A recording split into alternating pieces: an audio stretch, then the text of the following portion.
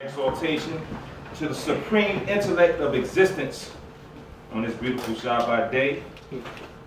Thanking Him for your lives, for my life, and the lives of Kol Beit Yisrael on the four corners of the earth, wherever they may be scattered, calling upon His name and His name alone, but asking that He grant mercy and compassion upon those that know not His name, that each and every one of us can be used as tools to return them to the salvation which resides within His excellency. Hallelujah. Hallelujah. So I reply for all my literature falling all over the place. TORAH. Hallelujah. Hallelujah. Thank you, the Most High, for allowing those to be present. Even one of my inspirations, Ima Tamar. She's a very quiet person, so I'm not going to blow her up too much, but I just need her to know that not only do we pray on her behalf, but it's a constant for me. She's a part of my daily prayer regimen, because when you're in the midst of the wisdom of your elders, and you have an opportunity to see the pathway to which they have walked, and all the things that have happened in their lives that are blessings, they're not just blessings unto them, they're blessings unto us. Because it gives us path and it gives us direction. Because it's too easy to lose sight of the pathway. Such the case in the portion today and even last week, when we look at, the tests that were placed before the Israelites in the midst of their burdens, and how easily it was for them to get that little shaking. They got shook up by Pharaoh. I'm not going to get into it yet, but they got kind of shook up because they got a lot of extra placed on them. So now here came that negative spirit. And that's very dangerous, brothers and sisters, that negative spirit, because it can take you off your pathway. So I kind of tie that into what I was saying, reference our elders. They help us keep that confidence when we feel shaken, when we feel like we are being taken advantage of, which is the usual case scenario in all of our lives, especially in our places of work. I was just looking at a young lady in Florida. Went in, took her SATs. She did good, but it wasn't good enough for her. So she said, I went home and I studied and I studied and I studied. I went back and increased her score by 330 points, and they said, you don't pass because you cheated. Of course she was Yisrael. They deemed her not wise enough to be able to go home and study to get that much of a better score. So that shows you what we're up against now. She could have had two pathways. She could have allowed that to break her spirit and take her off of her pathway, or she could do as she did. She stood firm. She's like, no, I did this the right way. So now she's going through the proper legal channels to get her just due. So I want us to consider these things as we move forward and even into this portion. Thanking the Most High for Princess Zarita for even making it out today. And still prayers in her midst for the loss that she had of her imam. And she's still standing strong and firm as the Most High has deemed her situation to be. And with that understanding, I want to take a quick moment to recognize this time frame that I was in last year.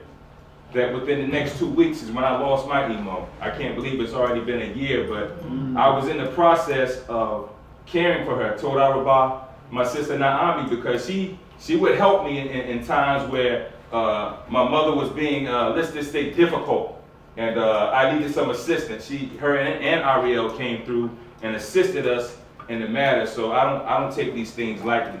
So just a few acknowledgments. I guess I can call all those things my hallelujah, my delayed hallelujah, to recognize these things because they're very important. So today's portion, Wa'Era, which is in the book of Shemot, chapter 6, 2nd verse. Can anyone tell me what Wa'Era means? What are we dealing with?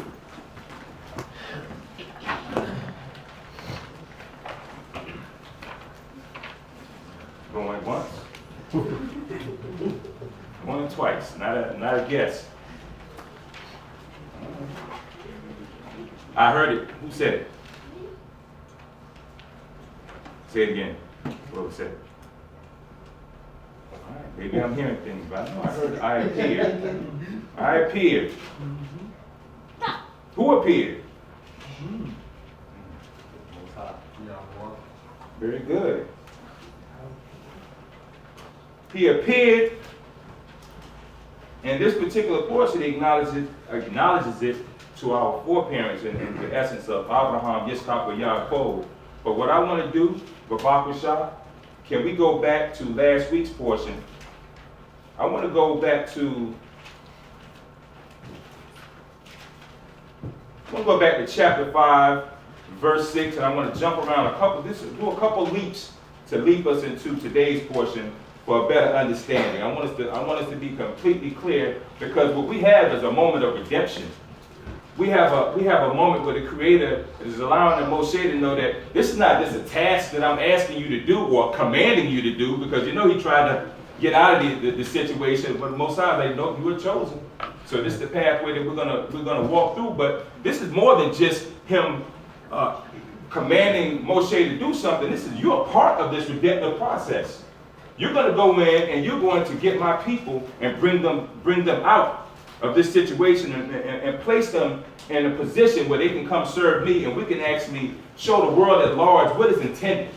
You understand? There is, when we look at today's society, the world that we live in, as crazy as it is, it's like the time of lawlessness within our history. Because people are doing things that go completely contrary to the ordinances and the statutes of the Creator, and it is as though what the Most High wants doesn't exist. Say that. So we have to be that portion that the Most High is utilizing to bring it back to order. It's out of order right now. Come on. It's completely out of order. No one else is going to do it. Come on, Sal. We have to be the ones to regain the order. That means that the things that we blend ourselves into and think that it's okay, or we find ways to manipulate the Torah ourselves so that we can do that which is pleasing to us. Because it's not like times of old where the Most High will immediately come down and send a bolt of fire and consume everyone. Just imagine today if he dealt with us the way that he dealt with our ancient foreparents. All over. Man, it would be a problem. Yes, sir. So what we need to do is gather ourselves back mentally and spiritually so that we can stay focused on the prize. Let's go like I said, to chapter 5, Shemot, chapter 5, and verse 6. On that day. Sefer Shemot, commonly called Exodus, chapter 5, verse 6. Hallelujah. Hallelujah. And Paro, the same day, commanded the taskmasters of the people and their officers, saying, you said verse 5, verse 6. You top sheet. Okay. Saying, you shall no more give the people straw to make brick, as heretofore.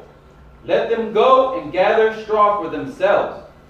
And the quantity of the bricks which they did make heretofore, you shall lay upon them. You shall not diminish aught of it, for they are idle. Okay. Okay, so now we're going to skip down to verse 15, but let's just be clear. So as Moshe and Aharon performed the first part of the task, and they came to Pharaoh, and Pharaoh, who let's make a mental cliff note that he thinks he's God. He feels as though he is a God. Right. The people in Egypt respond to him and treat him as though he is God. Come on. So let's just be clear on his standpoint. So when he has these two Hebrews come before him and say, let my people go because my God, the true God, has commanded me to come and get his children.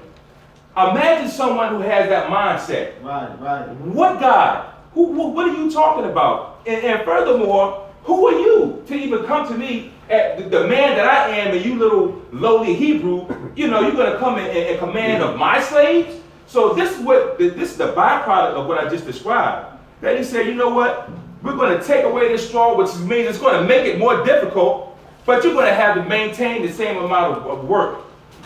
It's kind of like today. You know what I mean? Most of us in our workplaces do the work of two people. I'm currently in a situation where I'm about to get promoted, but they won't allow me to go to the next level because they can't find anybody yet to fill my shoes because I do the work of two people. So this was commanded of Israel in this moment, and now they're feeling away. Here comes that negative spirit I was talking about. Here comes that ruach that can be very detrimental, family. You have to be clear. A negative ruach is very similar to zara'at or leprosy. It can jump onto you and it can spread. That means if I come up here and I'm attempting to be a spiritual leader to each and every one of you, and you can sense that I left home with some burden and I brought it in here, and now it's coming through my words. You're not going to be so happy as you were when you were singing those songs of praise.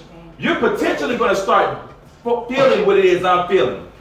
Stooping down to a level of, it's not such a great day anyway, so forth and so on. Now you're digging deep within you trying to figure out the things that quote unquote went wrong with you at home today. So now you're going to start carrying this, and by the time it's all said and done, potentially we could all be sitting here looking like we're at a funeral. All because I allowed a spirit to come upon each and every one of you. That's one of the many components that makes this position kind of difficult sometimes, because we have to be on that mental, that physical, and that spiritual focus.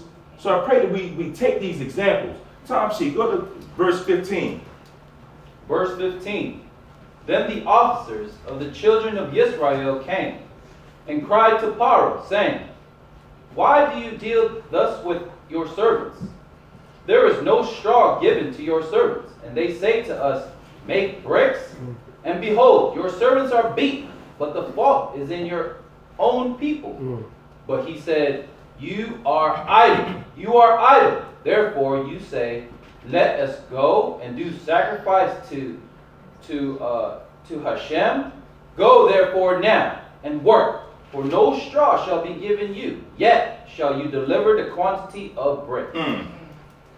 And the officers of the children of Israel saw that they were in evil case. Right, and so now we have these negative vibes coming. So what do these vibes do to Moshe? Because in the next verse, we're looking at Moshe now receiving that from them that, why are you dealing? Why did you even come?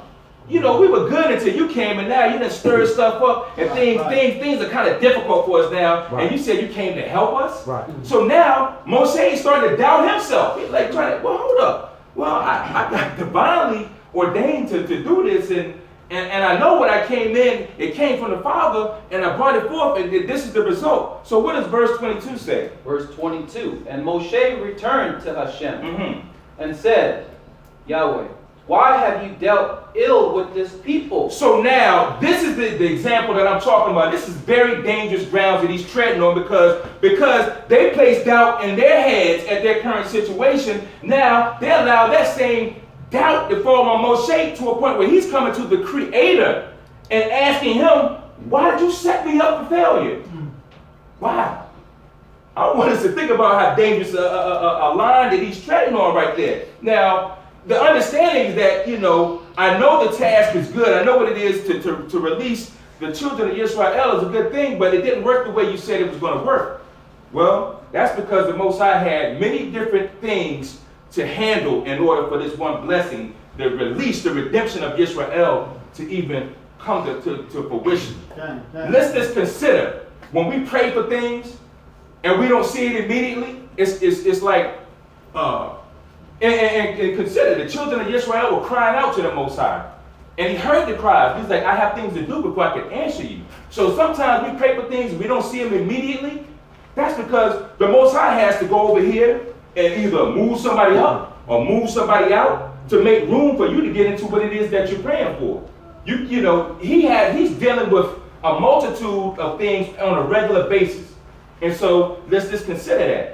Sometimes the Most High has to shuffle things around. And we're going to see the shuffling when we start talking about these plagues. You understand? These Egyptians were very heavy idol worshipers. So now, in order to get complete, undivided attention, anything that you're directing your energy at has to be eliminated. Right. So these gods have to be addressed. So, continue. Finish that part out. Then we're going to jump into the portion. Why is it that you have sent me? For since I came to Pharaoh to speak in your name, he has done evil to this people. Neither have you delivered your people at all.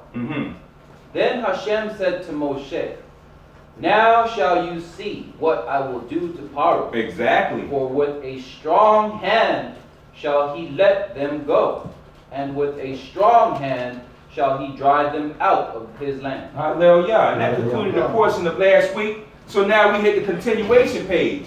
So you see what I just said, right? The Most High is like, I heard you, I received you. Now, I gave you the instructions. Now you're going to watch and see the answer to your question. I'm going to deal with this guy. And I'm going to get his undivided attention. Because he's taking too much upon himself, you know. So I'm going to get him. You just stay in line with your mission, Moshe. And we start off today, time sheet, the portion of Wa'Era, Shemot, otherwise known as Exodus, chapter 6, verse 2.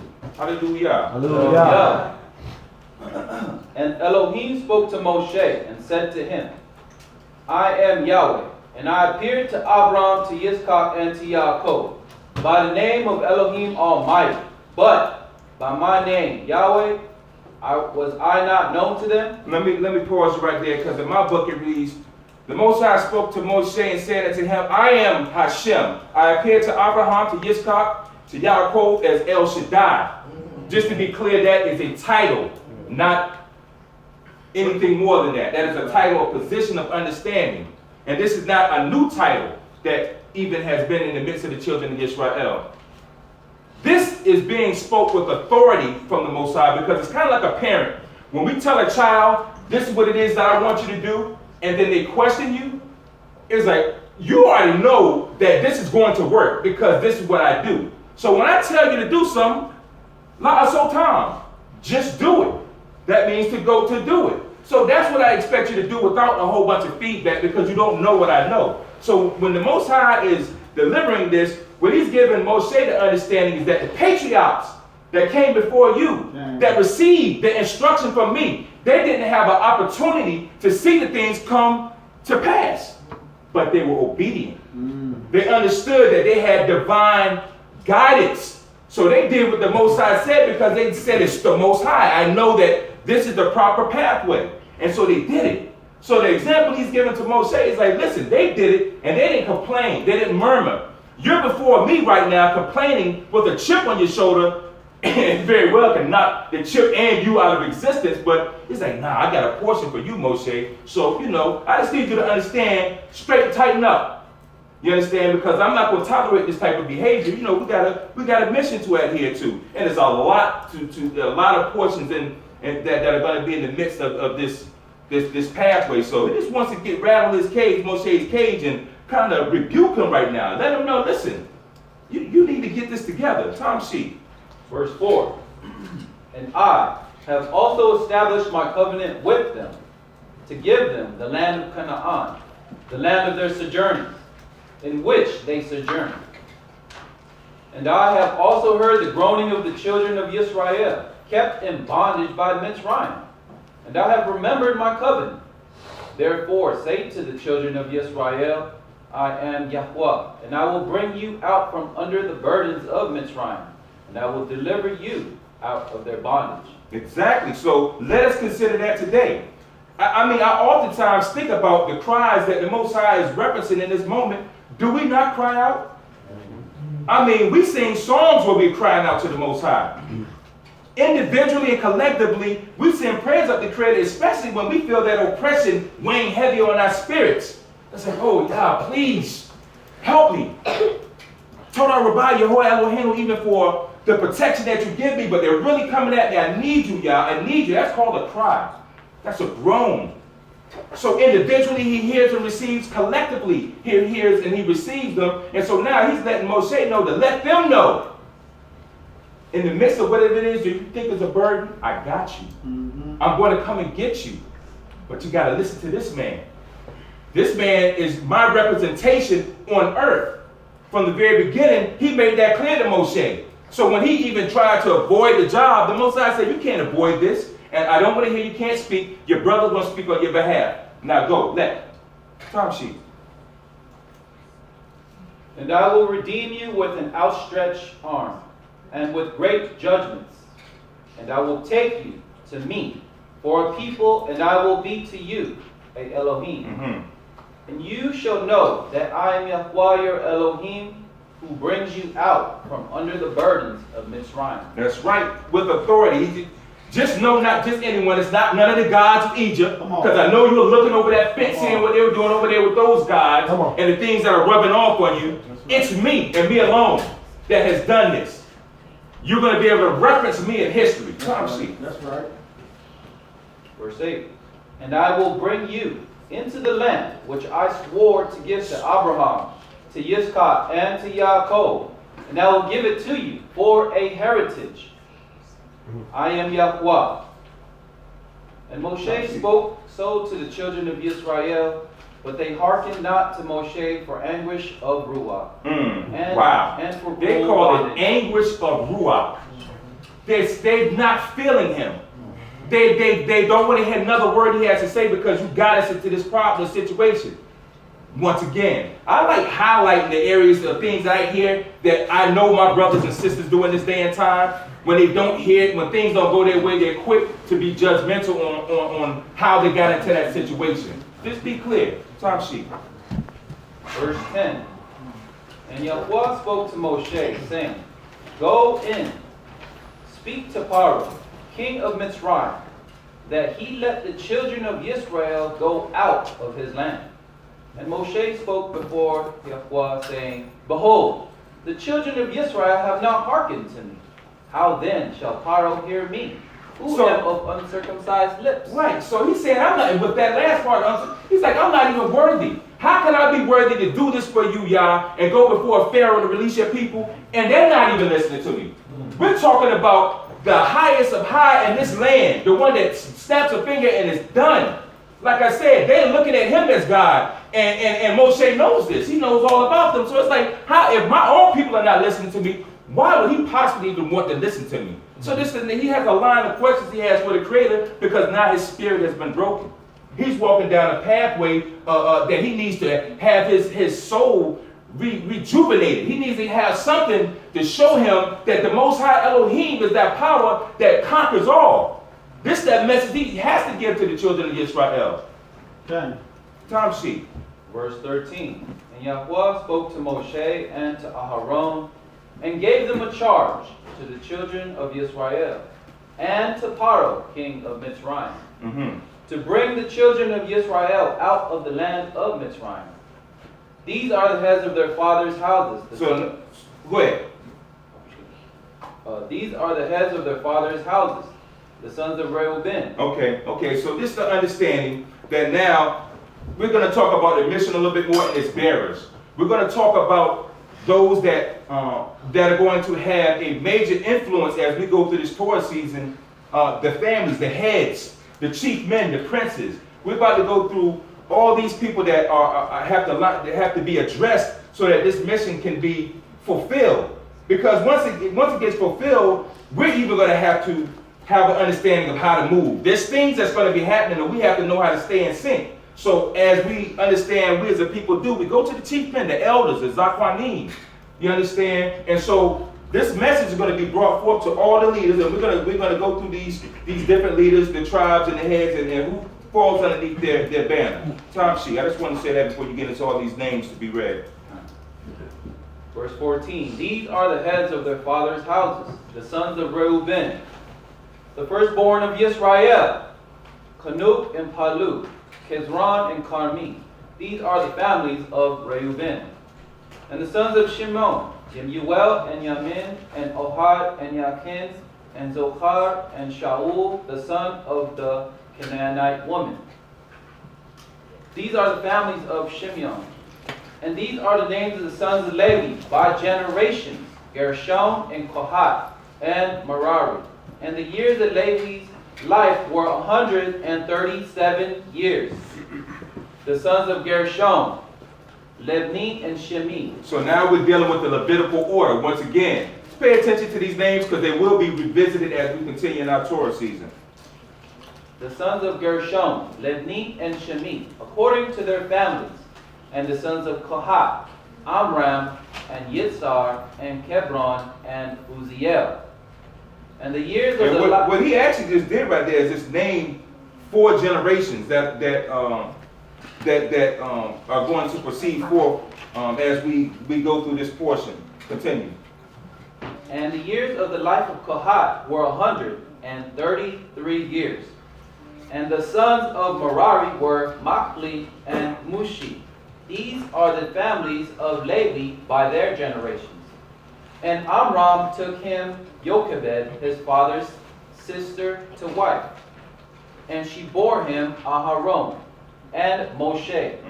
And the years of the life of Amram were 137 years.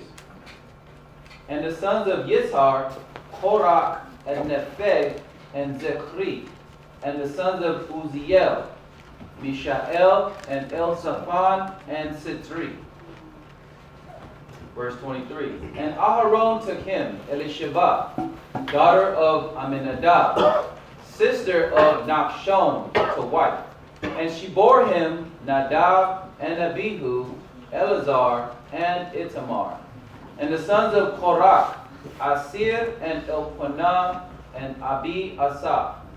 These are the families of Korhi.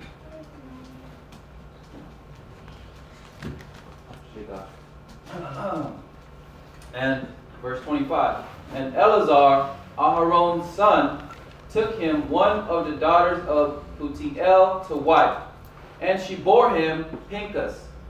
These are the heads of the fathers of the Levim according to their families.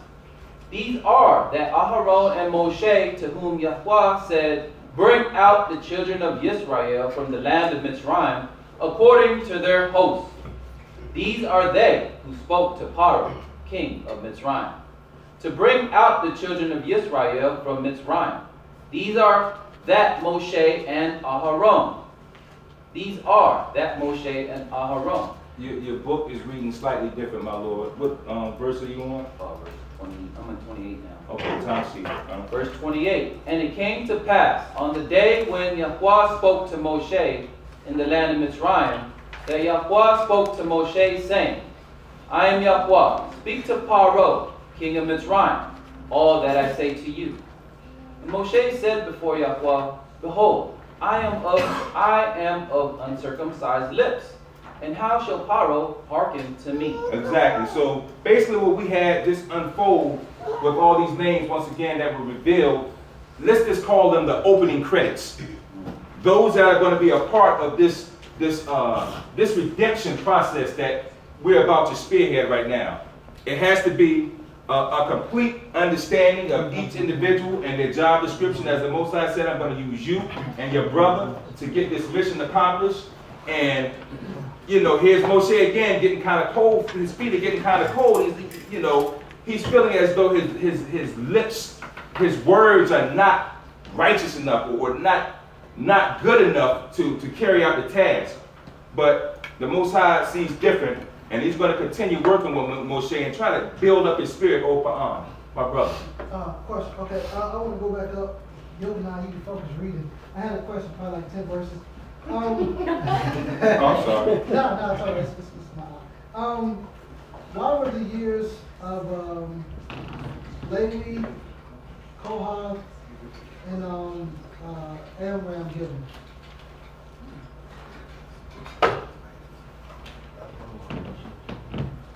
Yeah. I'm sorry. Oh, no, so it's that's my question. Why were the years of Levi, Kohath, and Amram given? You said why were the years of Those three given. The age of death. I would say because that is the generation. That's 4 generations that led up to Moshe. If that is going down the same pathway of understanding that you have, Well, that's the genealogy. Well, yes. But then, okay. So I will have another question in regards to it. So, Levi, we know he wasn't born in Mitzrayim. So part of those years go down. But then you got Kohath and Amram, which equals 270. And you got Moshe is another 80/350. So could it have been given also to kind of separate those two, separate the two prophecies in Bereshit 15? ZAQEN. Yes, there was 2 prophecies given that a lot of people don't see a lot of times. He said the fourth generation, that's one prophecy. And that's what this is speaking of. This is telling you the fourth generation. That's why when Moshe came out, he said it was 430 years to date.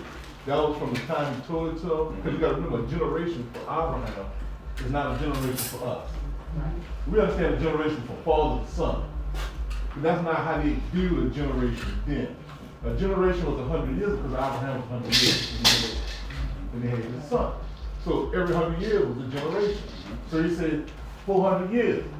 So there wasn't Mizraim 400 years from the time he told it to Abraham to the time he came out of Mizraim was 430 years to the date. And that's what Moses talking about. So when y'all say 400 years, now we talking about, now I hear a lot of stuff this morning about 400 years of slavery. They say, well, who was the slavery back in 1500? True. What you gotta do is count. And you don't all understand how y'all count, make this count. But his word won't come back wrong. You understand what I'm saying? So he's giving this to justify the 430 years that they sojourned through the land to the time they came out. And that's why I say you got to go back and read the Septuagint, which is an older version, which gives you a clearer understanding of what's going on. In the Septuagint, it said they sojourned in the land of Mitzrayim and also in Canaan. Right. So it said both. But I was asking in regards to why just those three and not Shimion's years and Reuben's. More Baruch. Did you want to address it? You can address it. Okay, that's a good question. So there's a lot going on in this particular portion right here. That you know, one is that it'd be better to have it expounded. You know, this is where the expounded portions come in because there's a lot occurring here. One is it's giving us a breakdown of the family. As you know, that Gershom is the oldest son of Levi. So he's the Bichar, or the Bicharim, as they would say.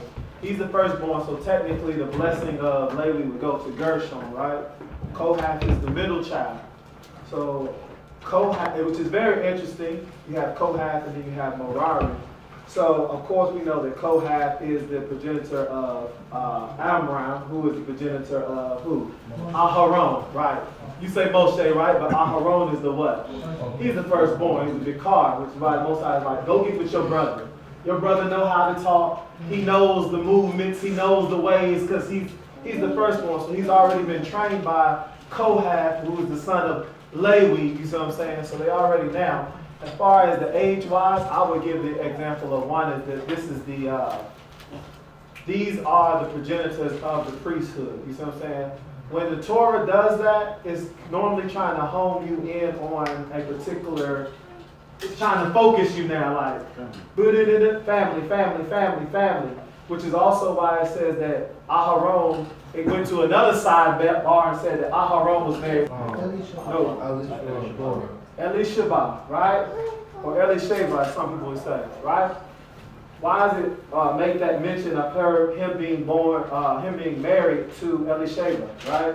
Who is the what of Nachshon? Sister. Who is the sister of Nachshon, right? Who is Nachshon? So Nakashon, as they say. Huh? A son of Yehuda. Not just the son of Yehuda. Yes, he is a son of Yehuda, but not just the son of Yehuda. Who is Nachshon? He's the role. He's the prince, right? He is the head of the house of Yehuda. So now they're telling you something else. They're saying that the head of Yehuda is married to who? Not the head of Yehuda. The head of Levi, in a sense, of the priesthood is married to who? Yehuda. So now you got a family connection that goes throughout time.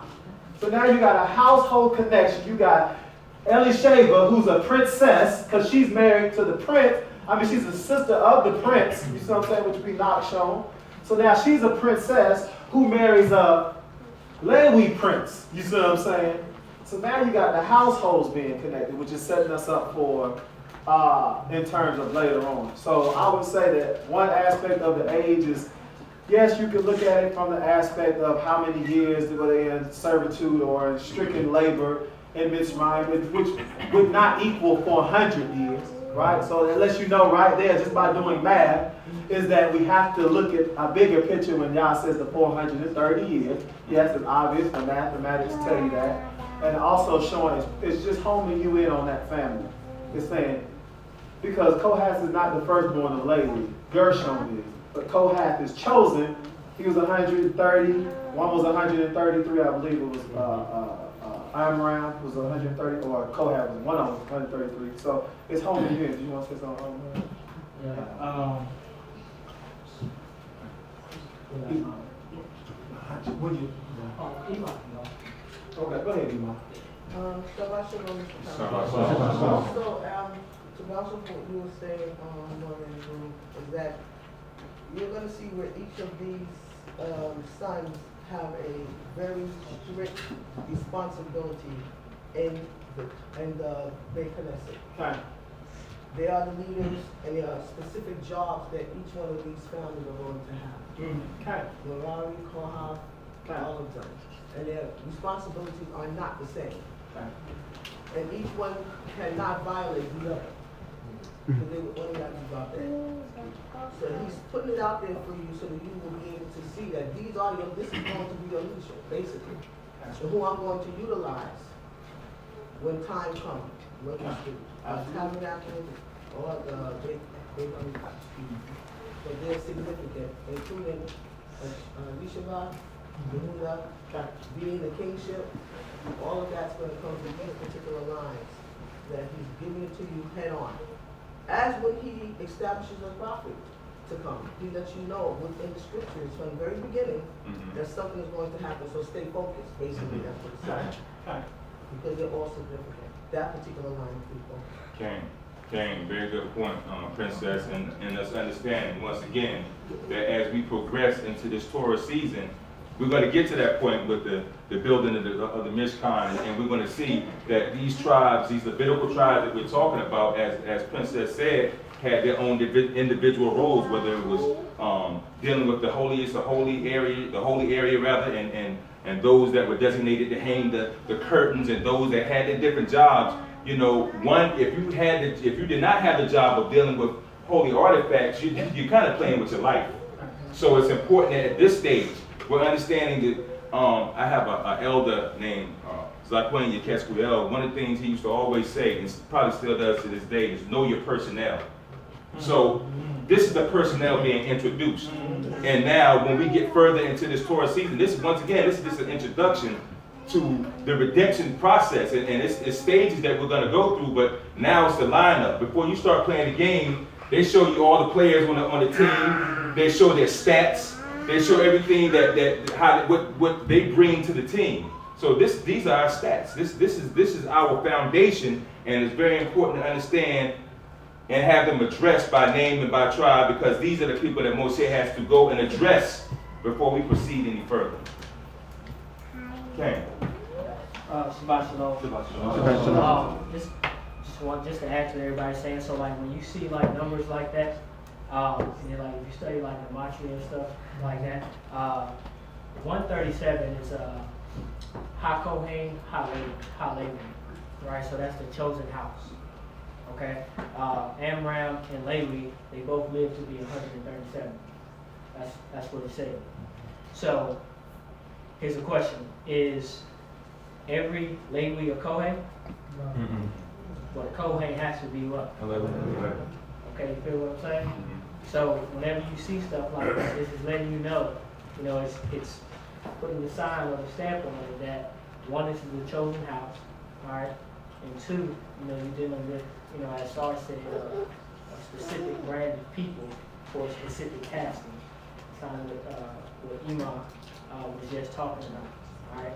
Everybody can't go past the holies of holies, right? Who can go back there? Kohen, right? So, this is what's up. Any more questions, Dawood? No, I'm good. All right, time sheet. Chapter 7. And Yahuwah said unto Moshe, See, I have set you in Elohim's stead to power, and Aharon your brother shall be your prophet. So he's basically, just for clarity, once again, as I stated, he's like, Pharaoh doesn't have anything over you. He's like, I'm placing you as me on earth before Pharaoh. So I have no worries. I need you to move the same way.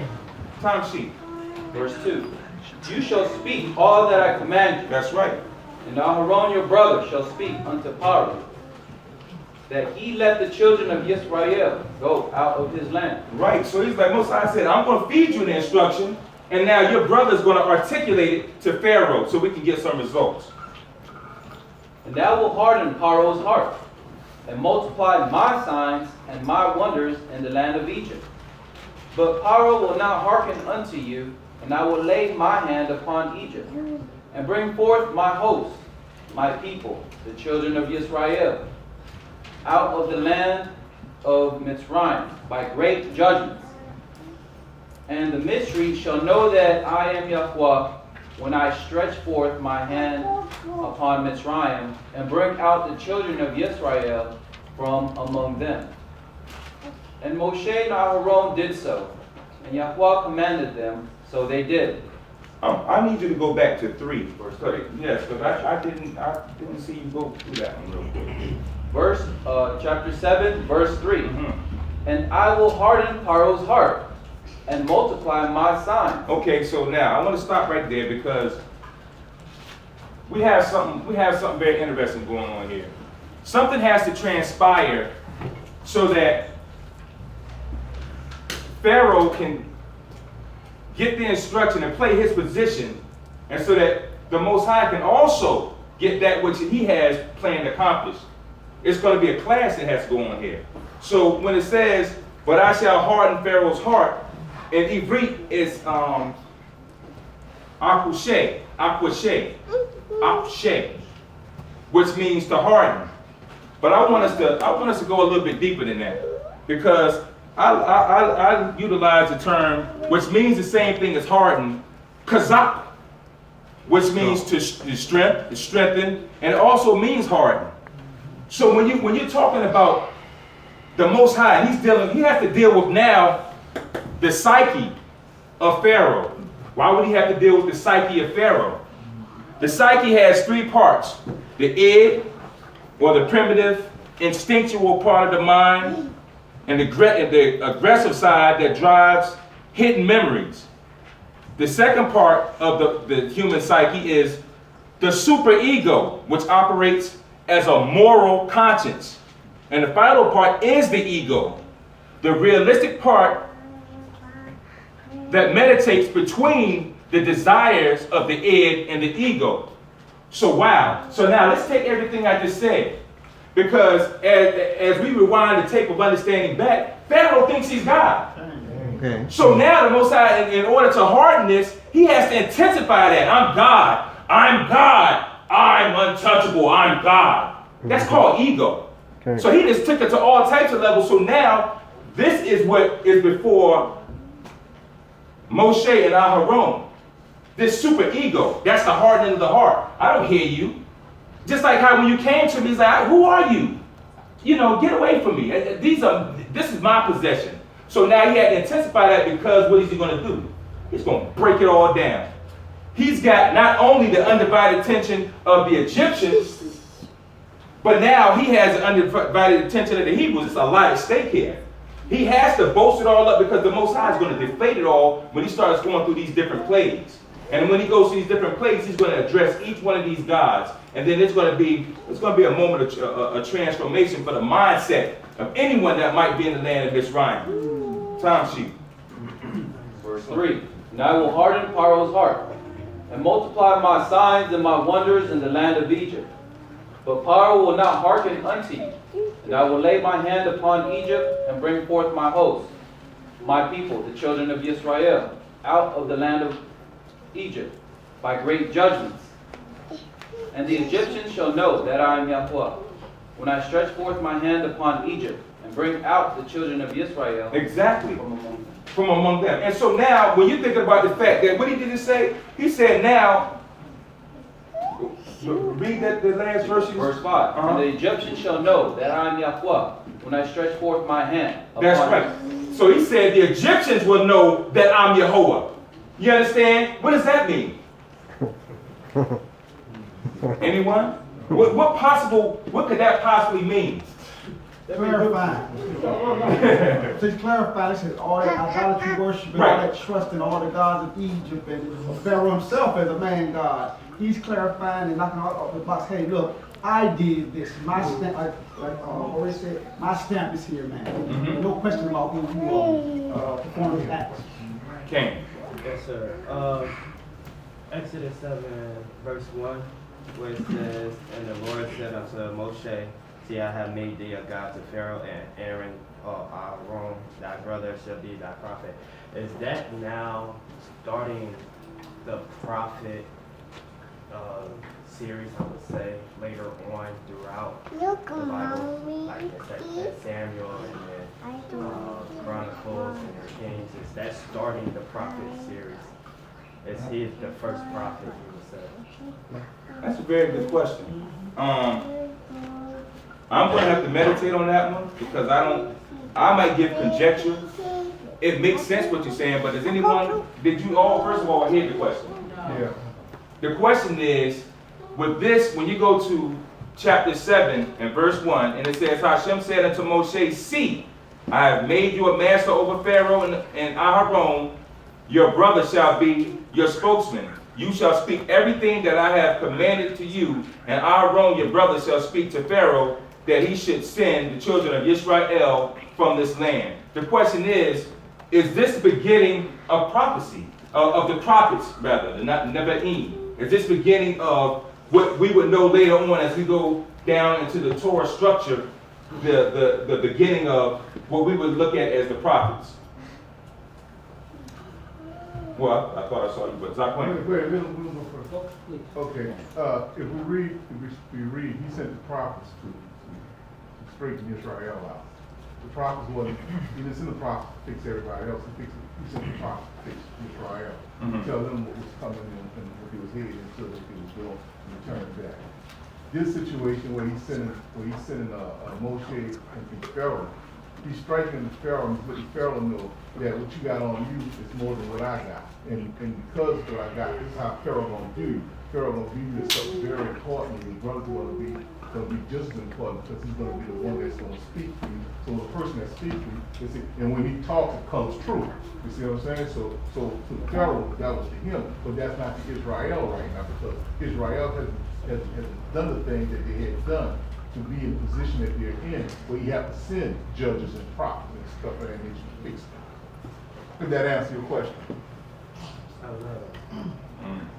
I'm trying to. I didn't make it clear. Well, for me, with this question and what you just said, what you said makes sense and it defines, but I don't see it that it answered this question. Just from what I heard. Not saying that you didn't, but I didn't. Okay. So I think what this, to answer your question, what happens is you see how the vehicle of communication is articulated throughout the nation. So the text is very clear about making it known that Moshe is in the position of what we consider Elohim. All right. This was one of the first times to kind of see Elohim being applied to a human person. All right. And if the Most High is going to communicate, it's going to be via His prophet. So that's very consistent with what we read in Deuteronomy, right? You read about how the Most High gives messages or whatever the case may be is via what? Via His prophets, right? The how, it can vary. It can be in differences of how it can vary. But to answer your question explicitly, I think that this pinpoints, the notion of how something like prophecy can be rendered. All right, the vehicle is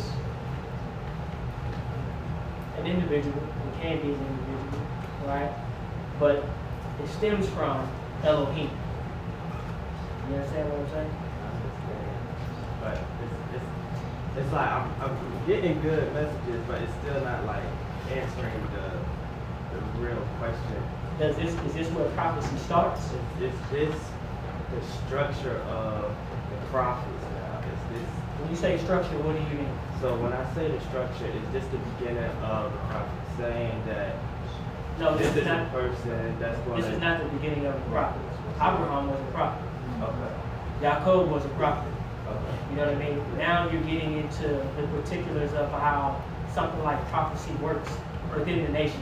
Because Okay. now the Creator is dealing with the nation. So this is the prophets for Israel. Okay, you can say that. Or you could add to and say that the people of the East understood prophecy very well. The only prophets didn't just come from Israel. It's noted if you read it, Balaam was a prophet. He was a known prophet of the land. They knew that this guy could communicate with the higher, the intellect, the Most High in a sense. Which the Most High even communicated him in the story that we read. You see what I'm saying? Most High spoke with him. So prophecy was very much so understood in the East, period. It was just, you had people that could see, they call them Raya, you know what I'm saying? Before they were called Nabi, you know what I'm saying? Nabi is more like added here so that you know that this is what they were. But before that, they was called a Raya. Shemuel was called a Raya. He wasn't called a prophet. They were seers. The Lewaim, the house of Levi were known for prophecy. Okay, they were known. But if you want to go outside of the house of Levi, which is why, go back, Korah came later, Miriam, these were all prophets. They was a prophetic family. The Levi'im are known for prophecy. Am I right? They're known for prophecy. That's just what they're known for. Joseph was a prophet in a sense. He was a seer. He dreamed dreams. He could interpret dreams by the inspiration of Elohim, right? So see, it's more of a reiteration of something that he already understood. So when the Most High told Moshe, you're going to be an Elohim unto him, Moshe didn't go, yeah, I'm God. Do this our own. That's not how it worked. He understood the Most High was relating to him is that since you keep complaining about you can't talk, you're going to be like Elohim to him, and he's going to be your Nabi. So it's kind of like a point the Most High is driving into Moshe that, look, you keep making this an excuse, so now let me tell you what I'm going to do. You're going to be like his Elohim because you're going to tell him what I said, and he's going to go speak it. So it's more like that. It's not, like I said, Abraham was stated to be a prophet of Yahweh by the Most High in Bereshit. So we already knew that it was we have a prophetic line already. But this is just to, pretty much to convey to Moshe because he's, like Sar just said, he just came off a situation where he's like, why are you causing this to happen to me? You told me I did it, and then now they got even harder labor, which is another thing that in an expounded version of the Torah portion we'll bring out dealing with the people. Why did the people know where Moshe went and what the situation? Why were they like shocked when it was like you can't have straw? The people were shocked. They like, what do you mean? When they went to Pharaoh, Pharaoh's like, what's going on? They like, look, you people ain't bringing us straw. You see what I'm saying? And then they realized that Moshe was in the midst of all this. Like, whoa, wait a minute. You causing us. So now you got a situation where when the bar of Elohim, the word of Elohim comes forth, a man who has been chosen of Yah, he must do. And he does what he's chosen to do. He gathers people. When we were called to start this, Most I put on my heart to come. This man, Kazakia, and another brother, Rahamia, which is why we're all here today sitting right now. The people may not have known that. They may not know how this come together. But guess what? You'll see the results later. You see what I'm saying? So it's a lot going, like I said, it's a lot going on in the story. And sorry trying to get through the portion, but it's a lot going on in the story. So like I said, it's a lot of time going on between 3, 4, 5 verses. We just, but to answer your question, no, that was not the first set of a prophecy. Our people were well aware of the format and how prophecy worked. And those who had that gift, they exercised that gift, and you'll see it all throughout the whole book, especially in Bereshit, so. Everybody good? Okay. We also got to take into account that we're dealing with something like a world power. I mean, Princess said something like, okay. Egypt was a very powerful people and place, and they controlled a lot. And they had many other people in, you can say captivity or slavery, or however you want to put it, at that time as well. So if you could bring down, Most High God had to go hard in order to get the respect of every nation, not just in Egypt, in the Middle East, but around the world. Because Egypt was in control of a lot of things.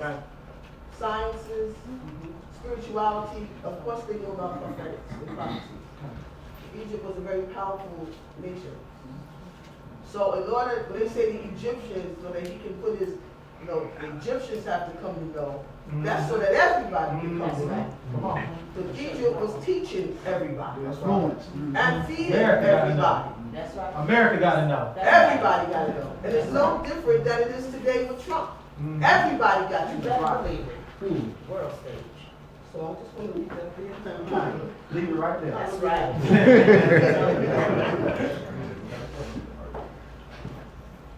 I have a quick question.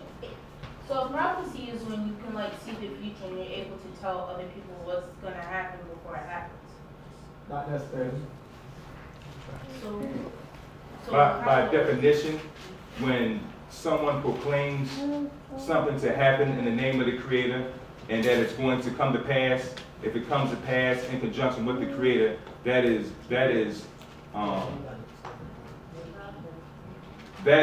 understanding the line of a prophet. Anyone can say, all right, at this time next week it's going to rain, and if it does rain, that doesn't mean you're a prophet.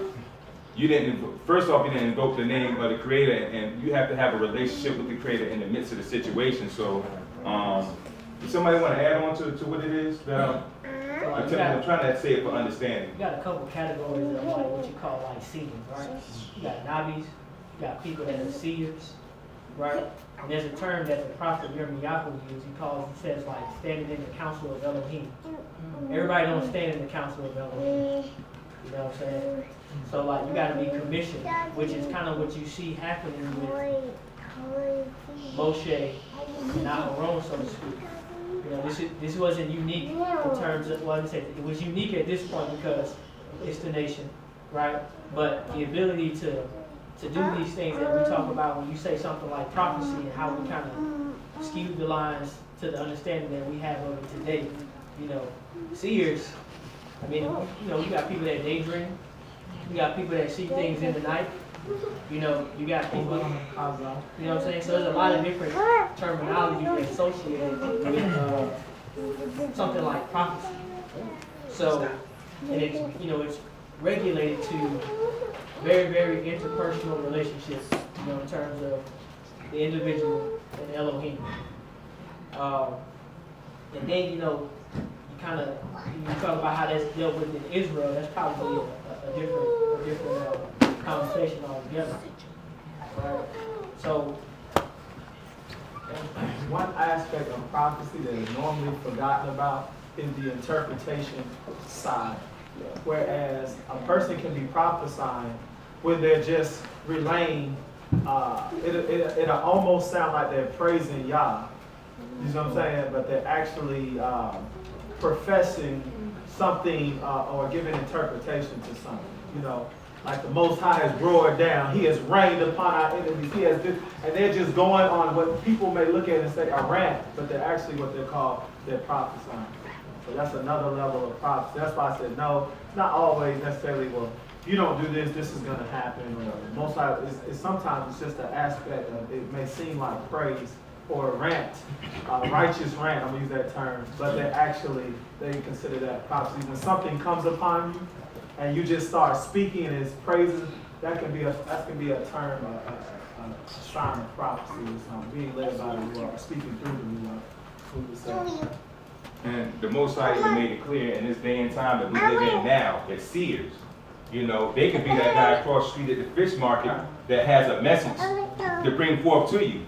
And the thing about that is a lot of times when we see someone that we deem as crazy or crazy looking, oh, that guy's crazy. He don't know what he's talking about. He don't know nothing about Yah. Better be careful, because the Most High will use anyone he wants as a seer. or that prophet. He said they're going to be prophesying in the street. So now, there are components of prophets, but just be clear that the Most High is going to, he's going to have messages come to each and every one of us in any form that he wants it to.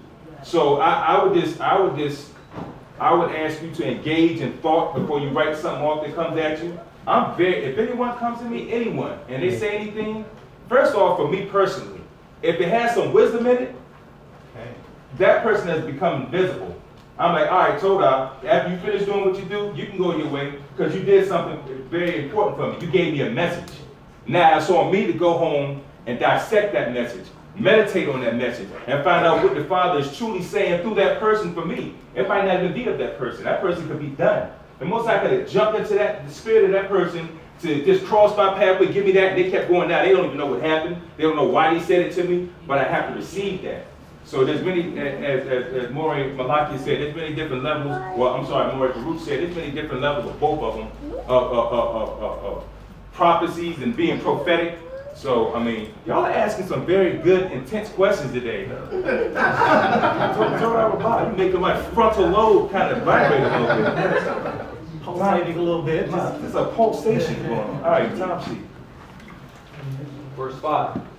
And the Egyptians shall know that I am Yahweh, when I stretch forth my hand upon Egypt and bring out the children of Israel from among them.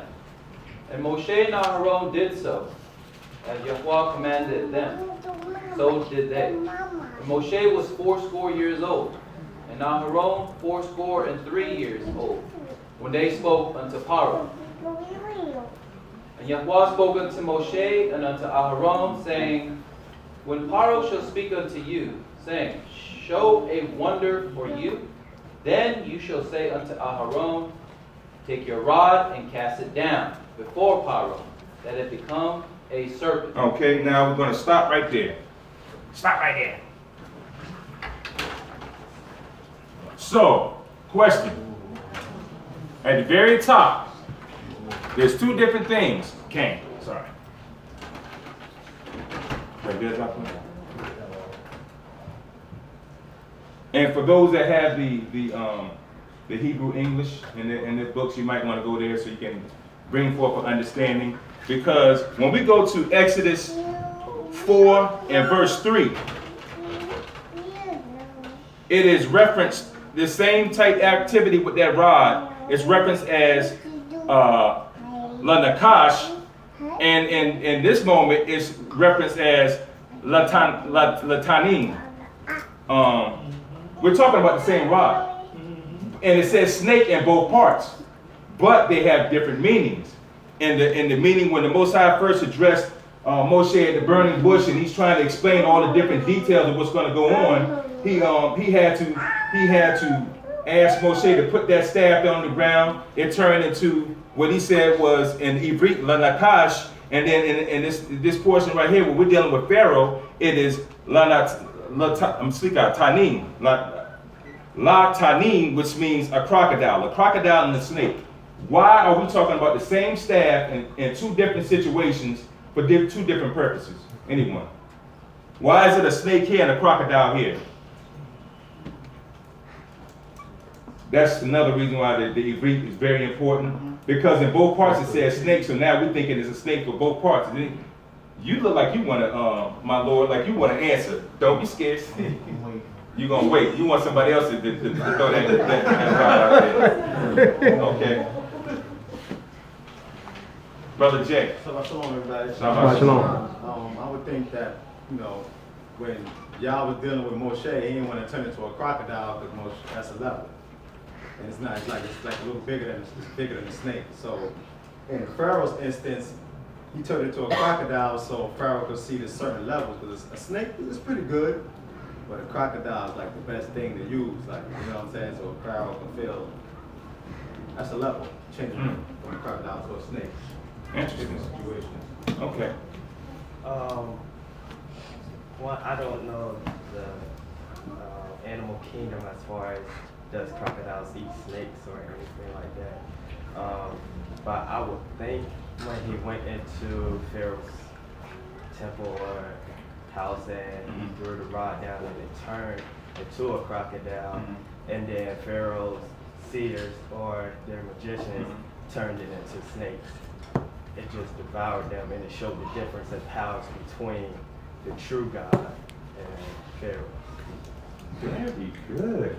You basically gave me what I want. Does anybody else want to elaborate on that? Okay. And Shalom. The crocodile was something that they worshipped. So he also wanted to show them that, you know, I'm in control of this. So I believe that if he wanted it to turn into a dinosaur, he could have done that too. But he used what the Most High gave him for that purpose. In that moment, he used a snake to show him that this thing changes. So I believe that the crocodile was to show Pharaoh that the Most High is in charge and not him. Okay. Basically what my brother just said, and I received both of those, and I want to add to that. There was a deity that they worship, Sobek, which was a crocodile deity associated with the Nile. We know that the Nile River was infested with crocodiles, so in order for them to be in the midst of that, they prayed for protection from the crocodiles that was in it from this god, Sobek. So once again, we're looking at, as they both said, we're looking at the Most High. What did he say from the very beginning? We're going to show Pharaoh exactly who's in control, who's reigning. So what better example than to utilize the essence of what they look at as a power to be downgraded, manipulate each one of these situations in the midst of all these plagues to, in each one, shut it down and show who reigns supreme. Tom sheet. Very good, though. Very good. Excellent. Verse 10, And Moshe and Aaron went in unto Pharaoh, and they did so as Yahweh had commanded. And Aaron cast down his rod before Pharaoh and before his servants, and it became a serpent. Then Pharaoh also called for the wise men and the sorcerers, and they also, the magicians of Egypt, did in like manner with their secret arts. For they Hold 1 second. ZAQEN. Go ahead, finish reading. Okay, finish that sentence. For they cast down every man his rod, and they became serpents. But Aharon's rod swallowed up their rods. Okay. Now, you see, the writer wrote whatever they wrote. I don't know why they wrote what they wrote. But they got the same Kayin for the magicians of Mizraim as well as Moshe. So whatever it was equal in power. And what it's saying is that whatever it was, his, even though it was equal in power, his still devoured theirs. So theirs became crocodiles as well, according to what's written here in mine. Still, it's the essence of poking fun at something that they're giving so much power to. And it's going to be downsized. So that's a very good point, ZAQEN, on the Ibrit side. Time sheet. Verse 12. For they cast down every man his rod, and they became serpents. But Aharon's rod swallowed up their rods. And Pharaoh's heart was hardened, and he hearkened not unto them, as Yahweh had spoken. Yahweh said unto Moshe, Pharaoh's heart is stubborn, he refuses to let the people go. Get you unto Pharaoh in the morning. Lo, he goes out unto the water. Okay, so now he's giving them his schedule. It's like every morning he goes down to this particular branch of water. So now what has already transpired is what we talked about a little bit earlier. You know, he's feeling himself. You understand? As they said, his heart is hard. He's not seeing anything but him being in control.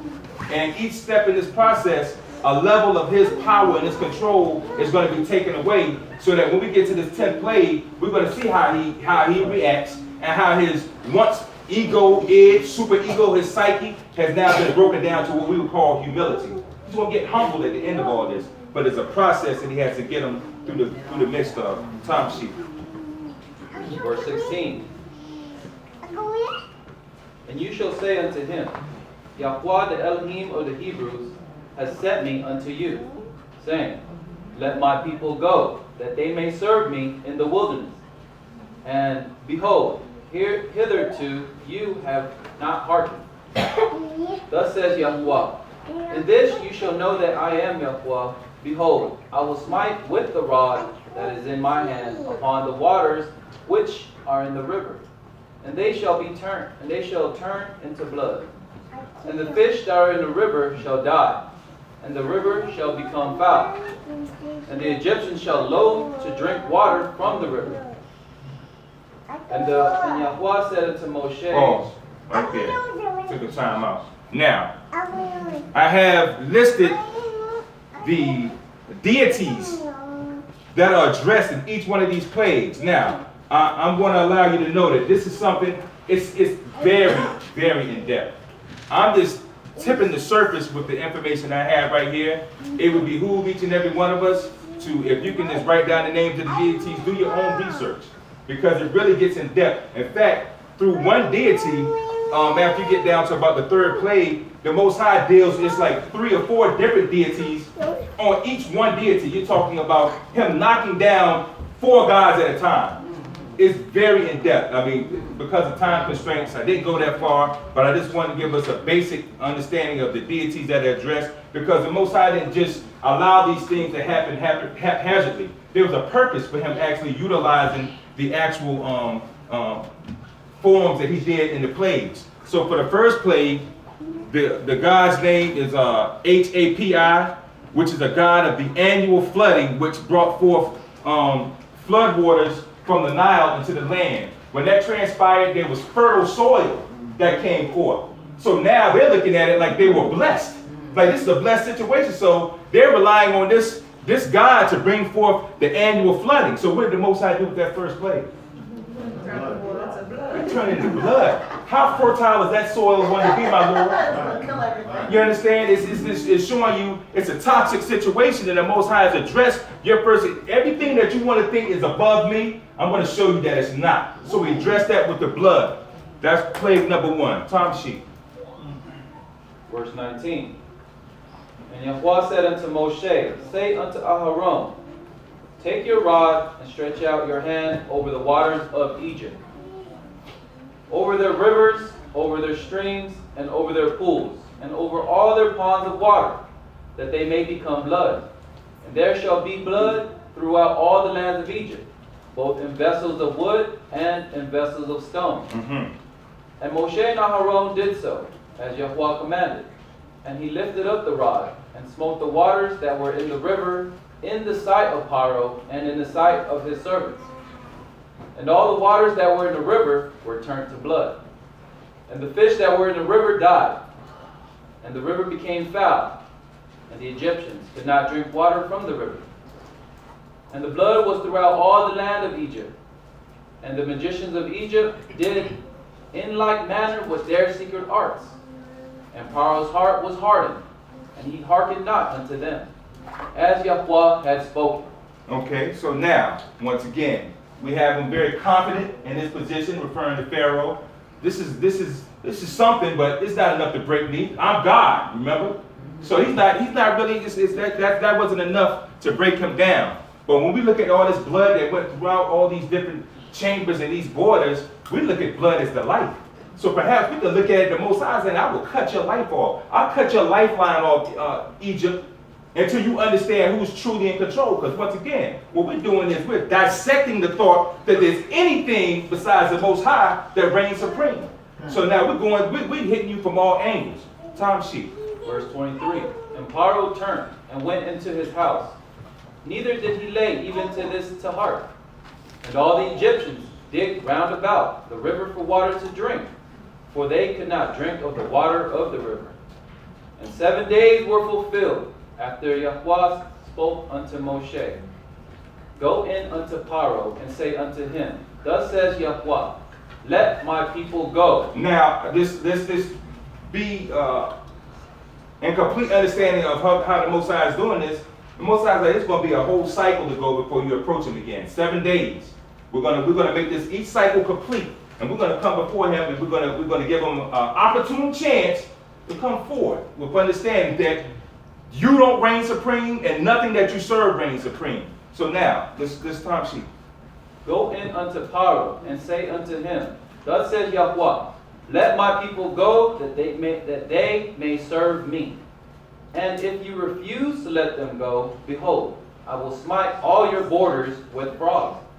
And the river shall swarm with frogs, which shall go up and come into your house, and into your bedchamber, and upon your bed, and into the house of your servants, and upon your people, and into your ovens, and into your kneading troughs. And the frogs shall come up, both upon you, and upon your people, and upon all your servants. Chapter 8. Pause. Okay, so we have the frogs. Heket, which is the goddess of birth and fertility, and that image was an image of a woman with the head of a frog. So once again, we're looking at the Most High addressing each and every, as he goes, he already has let it be known that he's not gonna submit himself. So we're going to address each one of these deities. And trust me, like I say, when you start pulling these names up and you look, there's going to be a lot of attachments to go along with it for you to get a true understanding of how awesome the Most High is and him just making it a disregard for anything that they believe. Verse 8, chapter 8. Chapter 8, verse 1. And Yahweh said unto Moshe, say unto Aharon, stretch forth your hand with your rod over the rivers, over the canals, and over the pools, and cause frogs to come up upon the land of Egypt. And Aharon stretched out his hand over the waters of Egypt, and the frogs came up and covered the land of Egypt. And the magicians did in like manner with their secret arts, and brought up frogs upon the land of Egypt. So this is like a game to them. Like, you can do it, I can do it too. But little they know, they're kind of playing themselves. Why would you want to compare yourself to all these frogs that I'm going to add more frogs to the situation? Each time they're trying to go tit for tat. And once again, now they have to be silly and as full of folly as Pharaoh is until they get to a point. We're going to see they're going to get to a point where they're going to be like, hold up. This ain't funny no more, Pharaoh. This is getting serious now. Time sheet. Verse 4. Then Paro called for Moshe and Aharon and said, entreat Yahweh that he take away the frogs from me and from my people, and I will let the people go, that they may sacrifice unto Yahweh. And Moshe said unto Paro, have you this glory over me? Against what time shall I entreat for you, and for your servants, and for your people, that the frogs be destroyed from you and your houses, and remain in the river only? And he said, against tomorrow. And he said, be it according to your word, that you may know that there is none like unto Yahweh our Elohim. So now is perhaps at this point, is this the beginning of Pharaoh's, I'm going to say his ego. That's the part that deals with the reality. Is it potentially, or potential that right now he is receiving in the midst of his ego that perhaps there's some truth to this? Maybe I need to step my thought process down. Maybe I'm not as powerful as I think I am. Once again, we're thinking about the psyche, those three different levels. So just because he's thinking that doesn't mean that he's going to make that vocal to anybody. That's going to make him weak. That's going to make people not want to look at him as a superpower, the great God that he claims to be. So in this moment, he's like, he's kind of plea bargaining like, okay, get rid of the frogs and I'll let the people go. Knowing he really doesn't have the intention to do that. But now he's just, I think reality is setting in. So I guess that's just something to kind of consider at this moment. Time sheet. Verse 7.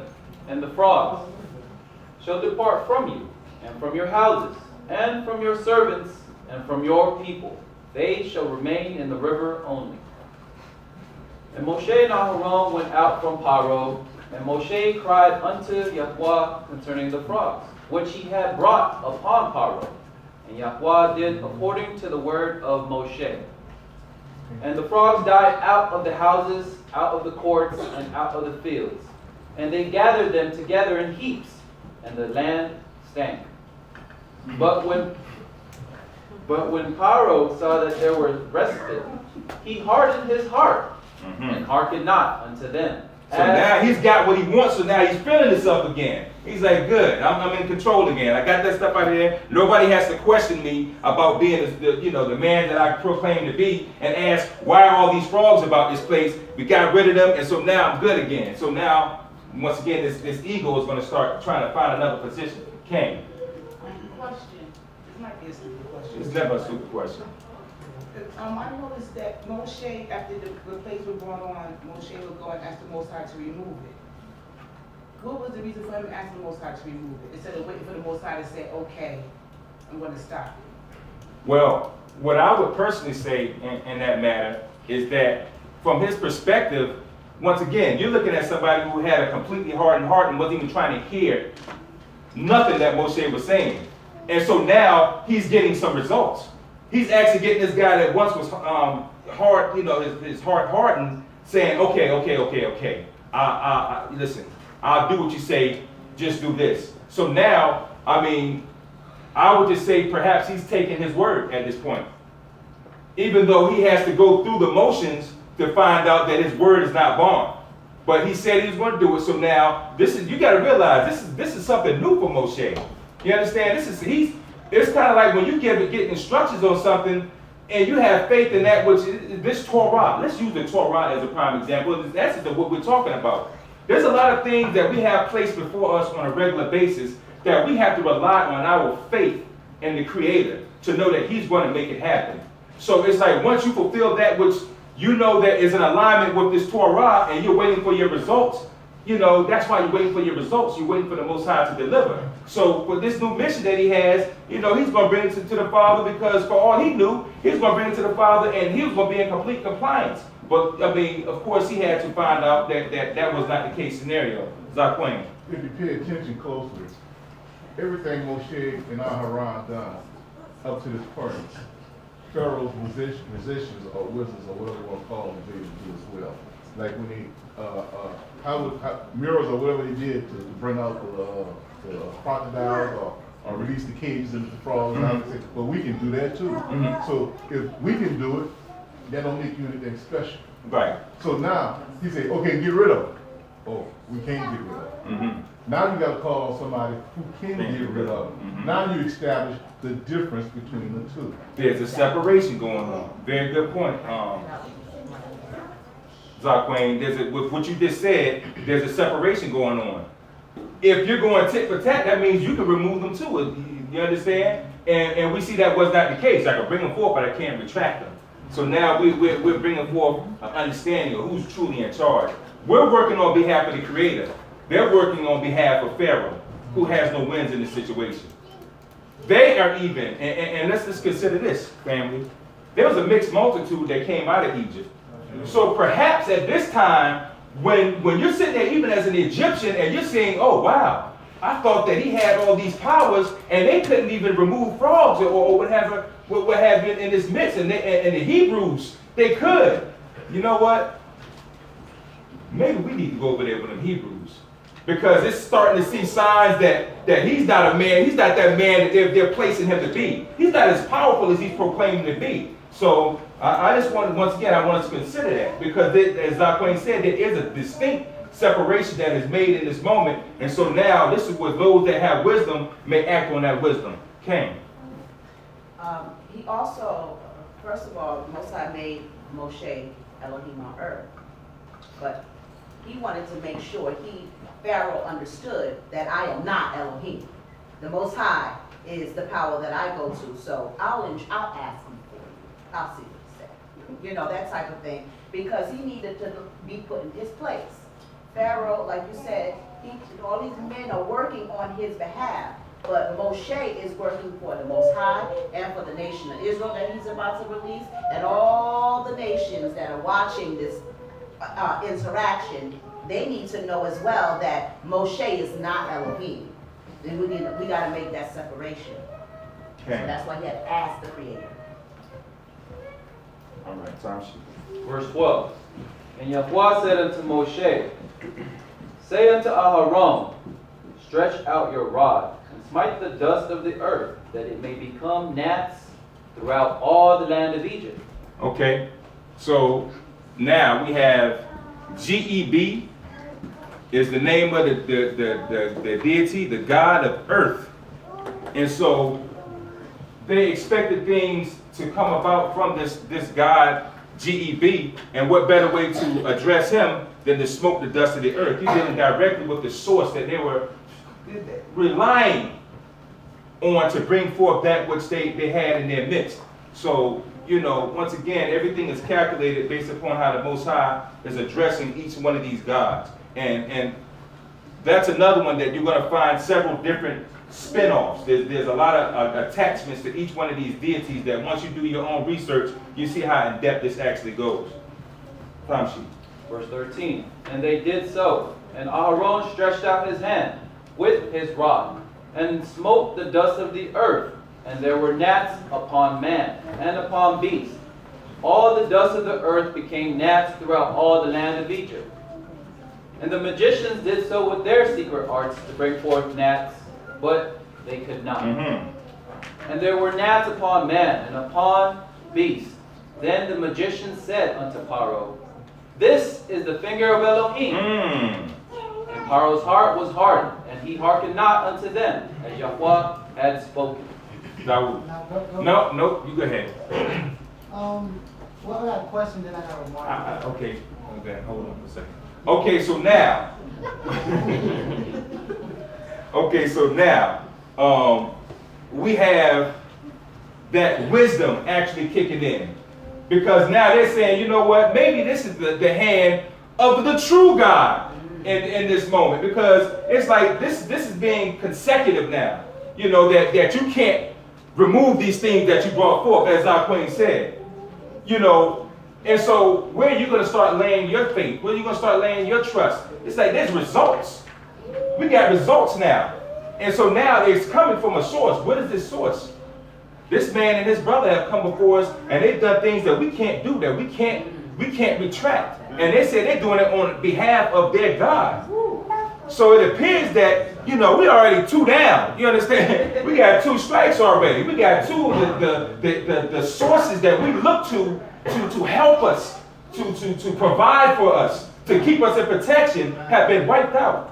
They've been played with, as if they've been, there you go, they're a mockery.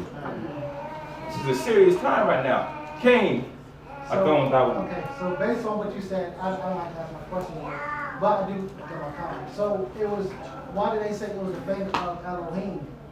And so you got the first plague is something that wizards possibly can do, to turn water into blood. It's a chemical mixture, whatever it is, I don't know. But you can turn that to blood. Then you have the second plague to where you're just changing the locale of the frogs. So you're changing it from the water and you're just bringing them to the land. That's something that you possibly could do. You know, soothsayers, they move snakes and stuff like that. Same family. But the third one, and you are taking the dust of the ground, which is dead or has no life in it, and you're bringing life from it. So now you are doing something that only the true creator can do, which is create life out of dust. And in the word kin, which is for gnats there, is used 7 times, 6 times is used as gnats, the 7th time is manna. And when you look at that word, it says and like manna, which is in Yeshua. So it's saying that the same way that I brought forth life, man, from the dust, I'm bringing forth gnats from the dust, which is something that you cannot create because I am the one creator of life. So I think that's the last time you hear from the wizards and the magicians. Right. Because they can no longer do what the creator is doing. So they have to take and give credit. Hey, anybody have anything you want to add to that? That's a very good insert. Okay, time sheet. Verse 16. And Yahweh said unto Moshe, Rise up early in the morning, and stand before Pharaoh. Lo, he comes forth to the water, and say unto him, Thus says Yahweh, Let my people go, that they may serve me. Else, if you will not let my people go, behold, I will send swarms of flies upon you, and upon your servants, and upon your people, and into your houses. And the houses of the Egyptians shall be full of swarm of flies, and also the ground whereon they are. And I will set apart in that day the land of Goshen, in which my people dwell, that no swarms of flies shall be there, to the end that you may know that I am Yahweh in the midst of the earth. And I will put a division between my people and your people. By tomorrow shall this sign be. the deity for the flies is what we would know as Kheper, or the god of, it's kind of like creation and resurrection. That's one that that I think you're going to have to definitely look into the background of that particular deity to get a further explanation on that. So I'm gonna continue moving forward. I had something that I wanted to give more on that one, but I didn't have it with me, so I'll address that a little bit later. Time sheet. Verse 20. And Yahweh did so. And there came grievous swarms of flies into the house of Paro, and into his servants' houses, and in all the land of Egypt. The land was ruined by reason of the swarm of flies. And Paro called for Moshe and for Aharon and said, Go ye, sacrifice to your Elohim in the land. Moshe said, It is not meet so to do, for we shall sacrifice the abomination of the Egyptians to Yahweh our Elohim.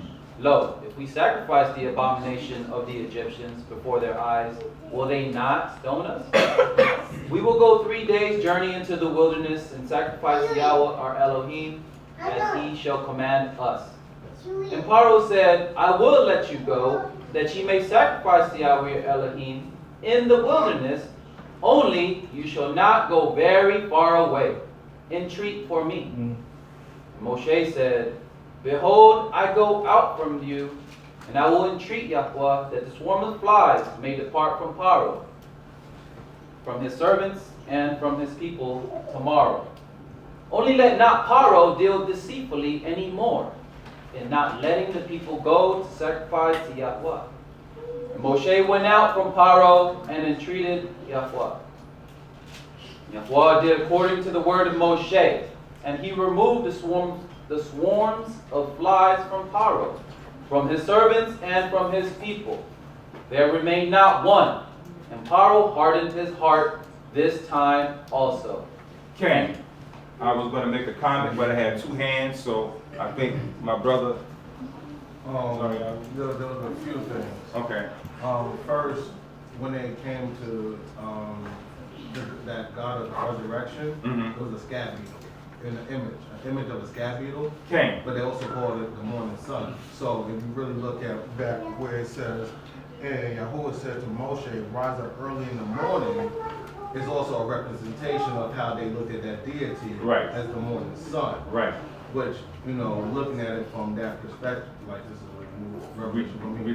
But one thing that struck me when I was reading this the other night, it was during this whole Torah portion, it never really said how the children of Israel were being affected except for at this moment, where he separated Goshen from this. But you would think that if you're seeing something happening, it would kind of make you start to really question, like, why is this happening? What's going on? How are the children of Israel reacting to seeing this? Were they still working? Were they still doing the same labor they were doing? What was happening at that time? Well, that's actually a very good question. Which there was a separation, as we noticed a little ways back. There was a separation as these plagues came in and they started setting in place, and the children of Israel were not affected by these plagues. So now you're understanding what the Most High had intended. These are set apart people. So I have them set apart from these plagues that are on them.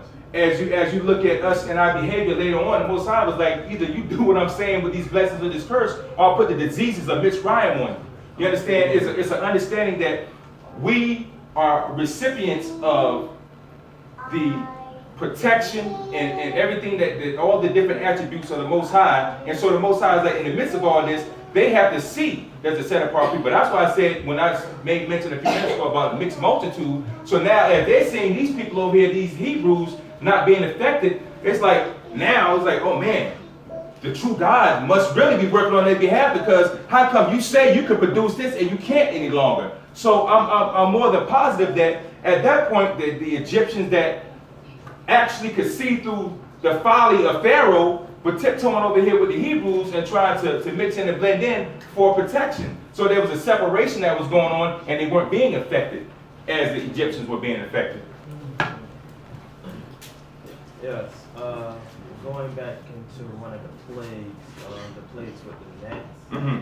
When did it state that the Father took the gnats away? I saw it took the swarm of flies away, but it never said about the gnats.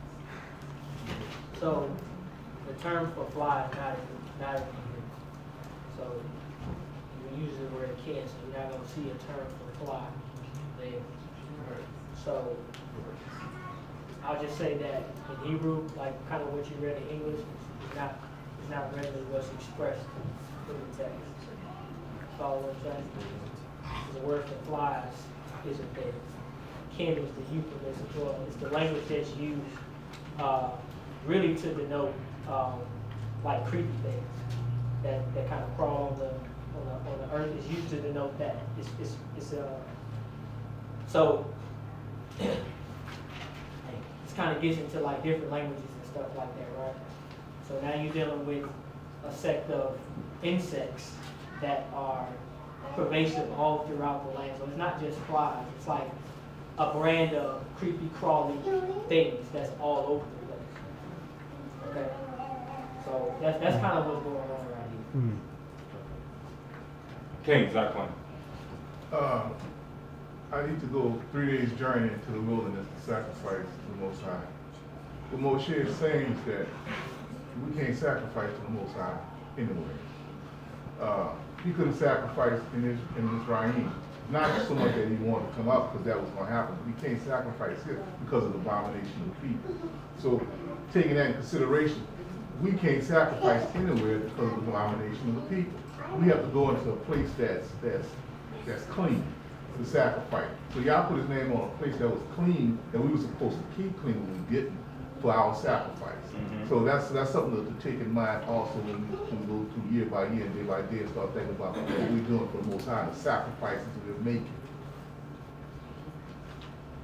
King, I meant to ask, were you finished with you had a question and a comment? Well, the comment was basically about the morning sun. Okay. The question was more looking to the children of Israel, how they reacted. Right, and that's what we just did. Okay, King. All right, TORAH, ZAQEN. Anyone else? Any inserts or questions? All right. Tomshi. All right. King. I have a question. Oh, King, I'm sorry, boy.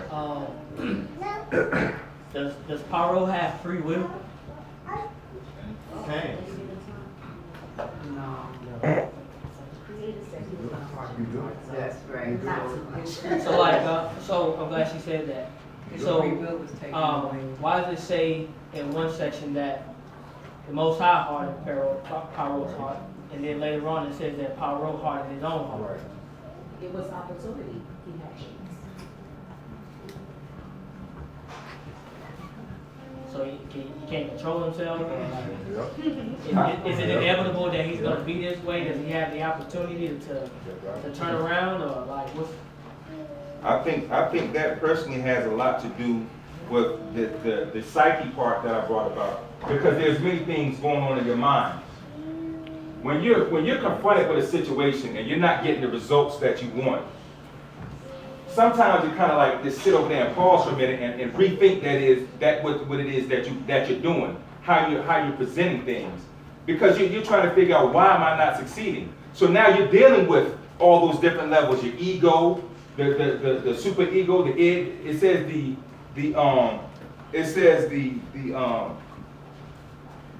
super ego is dealing with both aspects of that, of your morality and of your conscious reality, the aggressive side of you. So at this point, perhaps he's having a lot of things happen in his mind that's making him consider. I saw a couple hands. Princess Arita, ZAQEN, Yishayahu. I somewhat kind of liken it to us here. We always have the opportunity to go home. Even though the Most High God may put us in captivity and tell us that, this has to happen, we always have the capability to turn it around. And it's the same with that. And he also proliferates what you have inside of you.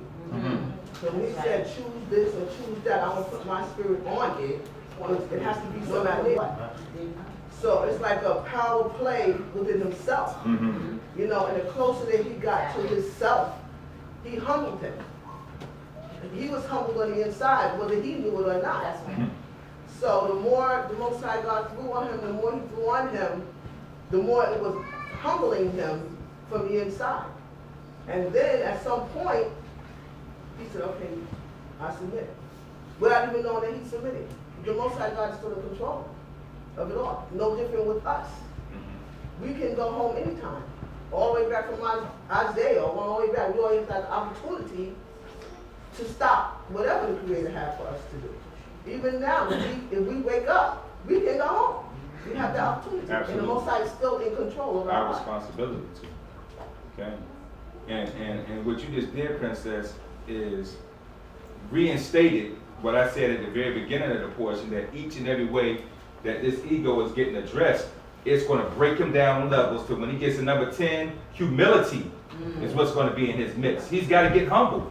When you're stubborn and stiff-necked, you have to be humble. A humbling situation has to happen to you before you realize that, wow, maybe it's not as, maybe I wasn't as good as I thought I was at this, or you understand what I'm saying, whatever the case may be. You have to be humble before you stop from a wicked and evil way. My sister, you had your hand up too. I'm sorry, I didn't forget you.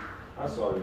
I was gonna say that the Most High probably gave me a head start on whatever was inside of him. So Elaborate. he hardened his heart, and then he took his hands off, and he continued to harden his own heart. It was like the Most High gave him the push for him to go in the direction of whatever was already inside of him. He resonated, his heart was already hardened. I think his heart was already hardened from the get-go. He was already had a big ego.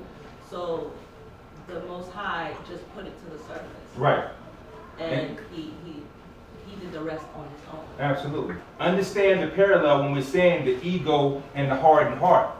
We're dealing with, once again, this man that thinks that he's the highest thing in existence. That's an ego. When you feel yourself that much and it's not true, that's called ego. So now that has to, the Most High, he said it from the very beginning. I'm going to break this down so that everyone, guess what, even the nations around about that are watching this, they have to know. They're seeing the battle going on here.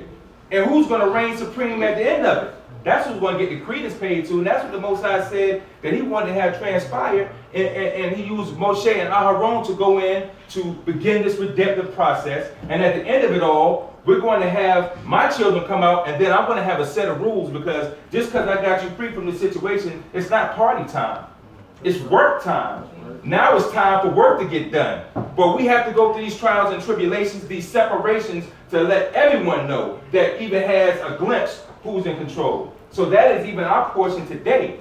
It is important for us to know that us as a set apart people, we have to lead the pathway out of this madness that we're in the midst of right now. Okay, Brother Jay. I just want to comment on, like my sister said, everybody else was saying. Basically, if you away, y'all's gonna use that. Meaning Pharaoh was already away, so y'all used it to harden his heart. So like if a person's away, like if a person want to be like a good thief, y'all's gonna make you the best thief you could be, but you're gonna have to pay for that. That's right. You understand what I'm saying? Right. By you going through the thieving stages and getting humble, like first you steal, your mom told you don't do that, don't do that. So then your next level is, okay, I'm gonna steal better. As you get older, you still out the store, and the store man catch you, get on punishment. Right. It's like you're going through the motions, and then when you go to jail, for some people, it'll humble them. Like, dang, I ain't never stealing again. Instead of being like, next time I steal, let me be smart about it. You understand what I'm saying? So it's like for some people, they'll understand and wake up. Like, you know what? This is real. Maybe stealing is not a good idea. So y'all uses that in the earth with anybody. That's how situations come about. Like a person thinking that he's the best fighter in the streets. Because I've seen this coming from New York. I know somebody that he was a good knockout person. Like he'll fight, just start fighting because he know he can knock. You know what I'm saying? Well, it's not the pathway that Pharaoh's going down, because at the end, he's going to want to just show love. And he's going to make a statement at the very end to show he just want to show love. Right. Do y'all infringe on our free will? Okay. We got free will. Right now, there's nothing that says y'all infringe on our free will, even with this story here. There's going to come a time when y'all say, you will do.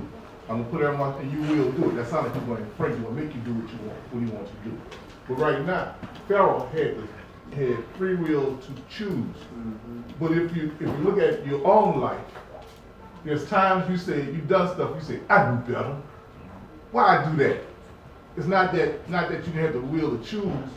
It's just that either you made up your mind or the drive to do what you was doing was stronger than what you thought was right or wrong, or whatever the case may be. But you got the will to choose. Pharaoh could have chosen at any time to let the people go. But Pharaoh made up his mind a long time ago before he got there what's going to become of these people. And he's trying to keep a plan intact that's coming apart at the seam. It's like when a ship is sinking, you're on a boat, you can bail water and you patch holes, bail water and you patch holes. Sometimes it's to no avail, the ship gonna sink. But you still bail water and patch holes till you swim. So Pharaoh is at that point right now. And his heart is being strengthened by Yah, giving him false understanding or false courage, as you want to call it, to stand in the midst of the storm. I will not turn from what I say I will do. But he got the will to choose. So he still has free will. You said he does have free will. He does have free will. To address more than Malachi's Yes. question. All right. Yeshiyahu. I was just going to say, if you consider like free will versus destiny, if you look at what destiny is, the idea of destiny or predestination is everything that you do is already determined, no matter what decision you make, no matter what you say, most high knows, and no matter the idea of predestination, which is true, of course, knows the beginning, the end, the middle, before, the after, the everything. So, but he still gave you free will, and he explicitly stated that he gave you. So I feel like, even if you look at the portion where he said, choose life or choose death, and he was at the two mountains. If you choose life, you get all these blessings, you get a list of blessings, look at Deuteronomy, you get all these blessings, you do this, and yada, yada, yada. But if you choose death, you get this, you get the other mountain, you get something. So it's basically whatever you choose is what's going to manifest itself. Although he knows what's going to happen. So although Pharaoh chose, so the Most High pushed him in a certain direction, he pushed him in a certain frame of mind, it was still for him to choose how he was going to handle that. So I don't think, like ZAQEN said, I don't think his free will was taken, he was affected by the decision that the Most High made, but it was up to him to, because we had like chance after chance to go into the land of Israel. So you can go to the land full of milk and honey and get X, Y, Z. But if you do this, you do this, you do this, then you're not going to get the land. So it wasn't that the Most High lied and said, you're not going to be in the land, or it's not the Most High lied and said, it's getting hard and it's hard. It's that we chose to change our destiny or change what was a lie for us. So we still have the choice to make that decision. Okay. I saw you, Brother Denzel, but my sister had a hand. I haven't heard from you. I have a question. Maybe from a lot. It appears I'm just questioning, maybe y'all can help me out. Did Pharaoh have free will in the beginning? Because it feels like from what I'm reading, like Elohim had something to prove first to me. Because it says that Elohim hardened his heart all the way until the point where the magicians couldn't do it no more. And so then it felt like he had proven himself at that point. Now you got your free will because I done proved that I'm Elohim. Now from that point on, the magicians, he done shut them down. From that point on, it keeps saying, Pharaoh hardened his own heart. So just from me, it looked like he had something to prove first, and once he did that, now Pharaoh more so has the free will is what I'm looking at. So I'm just posing that to you. Do you still feel like he had free will throughout the whole entire time? Absolutely. So it's like So that's the answer to the question that you posed, that you think that Pharaoh had. So it's like this, right? Let me use this analogy. let's take the idealism of alternative lifestyles, right? That's contrary to Torah. And people say, well, I was made like that. Is there free will gone? Or did they make a choice to be like that? Come on. Huh? Come on now. You own it. I mean, that's the question I'm asking. So what we're saying is that, and I don't want anybody to think that I'm diminishing the totality of what's going on here, but what I'm trying to draw out is like, you know, what is this story servicing to teach us, you know, concerning the heart of a person? Because none of us were there when the plagues took place. So, you know, in retrospect, right? How are the plagues influencing your life right now? You know, how is the story of learning about Pharaoh's heart influencing you right now? Because we don't read about, you know, what's going on with the children of Israel outside of the fact that they're in Goshen. So what are they learning? Come on now. Okay, yeah, be humble. You know what I mean? But, you know, how is this servicing, you know, to teach us that, you know what? You always got to work on your heart. And even in that, the Most High gives you opportunity to do what? To get it right. Until you destroy yourself. You understand what I'm saying? So it's like, did he have free will? Yeah, I would say that he did have free will. He made his decision. Kind of like what the sister said, you know, whatever is in a person, right? The opportunity will always be there for that to come out. Whatever it is that's in you. So if you know, as we read through it, right, it said at the beginning, yes, Akushe, his heart was already hard. That's who he was. That was his personality type. That's who he was. But as we're reading throughout the story, there's things that would happen. His heart would become strong in that. And then something else would happen, and then he would become grieved in the same likewise. So his heart was strengthened in grief. Time after time after time after again. It doesn't use the same word throughout the story. One time it uses kazak, another time it uses the word kabeh. So his heart is strengthened in grief until what? Ultimately he breaks. Because what happened before? We read that the things that he put the children of Israel through, right? That government, it was utilized to break the spirit of the people. That's what it said last week. It said that they had to do severe work or harsh work. And literally what it said was the work was imposed, so the environment was imposed to break the spirit of the people. So measures for measure, according to what we read in Tanakh, right? His spirit too is being broken as an individual. Or he's being humble. Or he has to submit to the, brother, you're not in charge. You don't have any power. And as if we're paying attention, you know, things are becoming very, very precise to let him know that.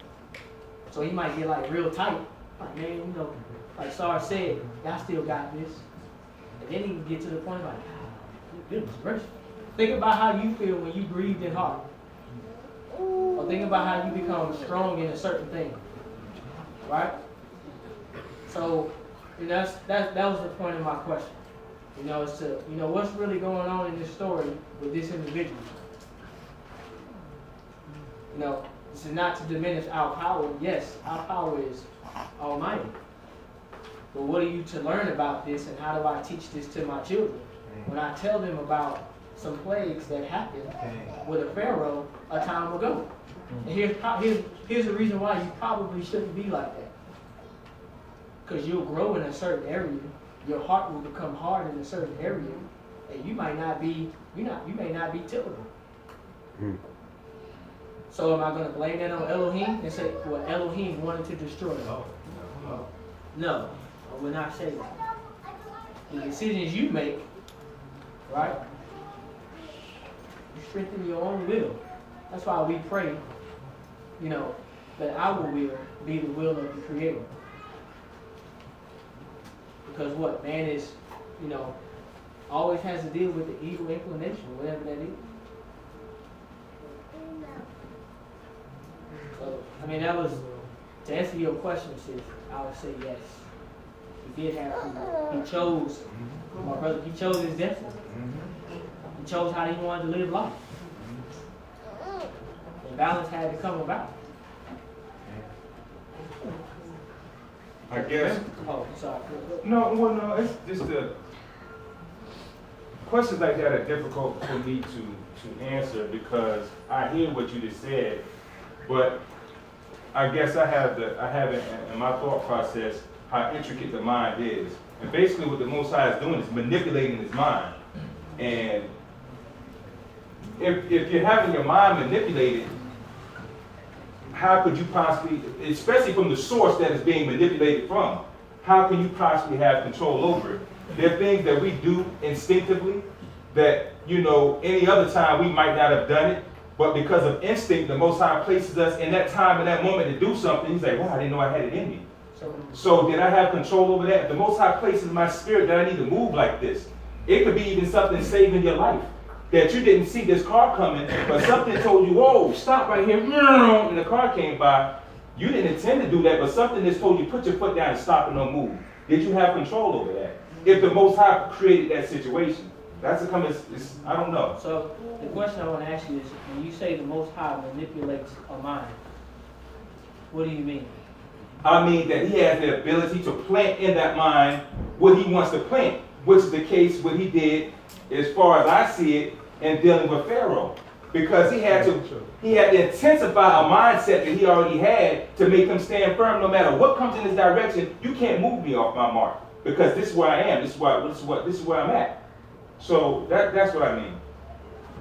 It's not to say that you know, that, I mean, what you said makes sense, and I agree with it, but at the same, it's a duality for me.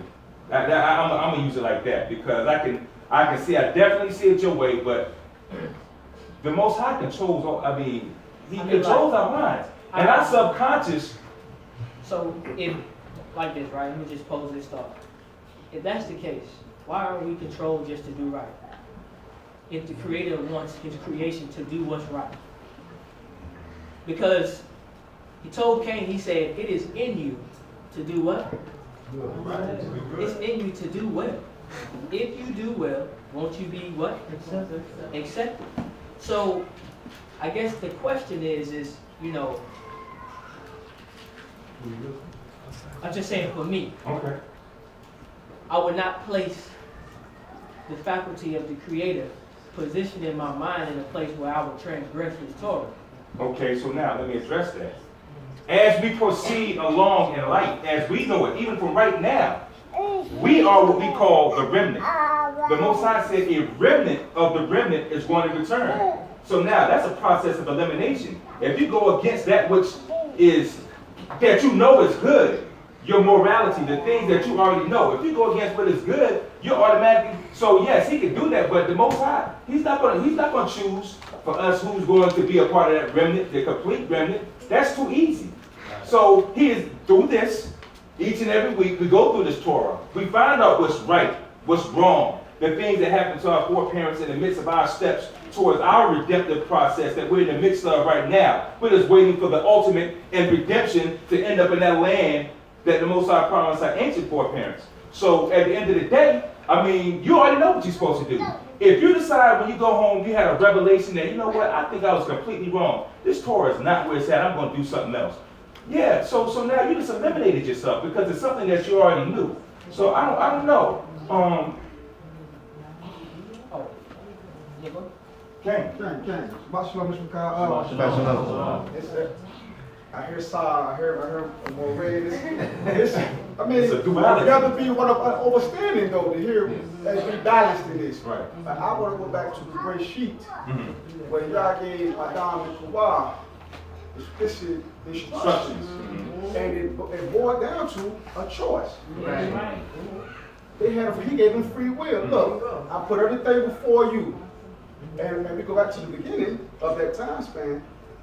It was good. This was good. That was good. This was good. He created man. He created him. And this. They were good. We come out the womb good. But you said yourself, over time, we make choices. The influence, like my sister said earlier, the influence of the world around you can alter or actually change your whole conception of what you call good. Like you said about the alternative lifestyles. Some people think, it's good. it's good, but ultimately, it's detrimental. It has to be proved. It has to be proved. And the choices, day by day, do what? Validate themselves by the result that we get from our actions. So it's actually I put Malaki out here as the choice, the free will, because he gave from our, because we know we said B'nai Adam. We're the children of Adam. He made them in a perfect, righteous set, mindset, and everything. So now he told them, don't mess with the tree or the people, I must say, that possess the knowledge of good and evil, because we got to get off the tree. It's the people told them this and that. So at the end of the day, they had to choose. He told them, he gave them, don't go. They come with the good and evil. They come to the left and the right. You'll be like me. Don't mess with it. He gave them, and he gave examples, and they still, Isha still chose, but then he was influenced by her choice, because he said, no way, I'm going to stick with my Isha right here, instead of being third one, say, hey, Shalom, inshallah. Low told. So, I mean, we can say humor, but that's a reality that I see. And I hear it going back and forth and everything. So let's go back to the beginning of, before it was a written Torah, as we all know, it was the oral, it was the instinctive Torah that led us to do the good things, but always had a choice to say, go to the left or to the right. Right. But we always had the example with the like your bang said, we had the blessings on this path or the curses on this path. So Kings. And so, I mean, and then I got some hands in there. King, absolutely beautiful. I received that, and I agree with that. I guess what my point is that with Pharaoh, this is a unique situation because there are some things that have to be discredited in order to get a result. So when we look at did he have a choice in the matter? I mean, that's the reason why I said all the things that I said, because, you know, I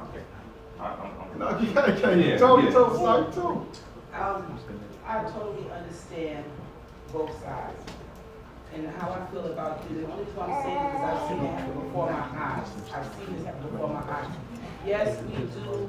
The Most High made it where we choose. We make our, we choose where we want to go.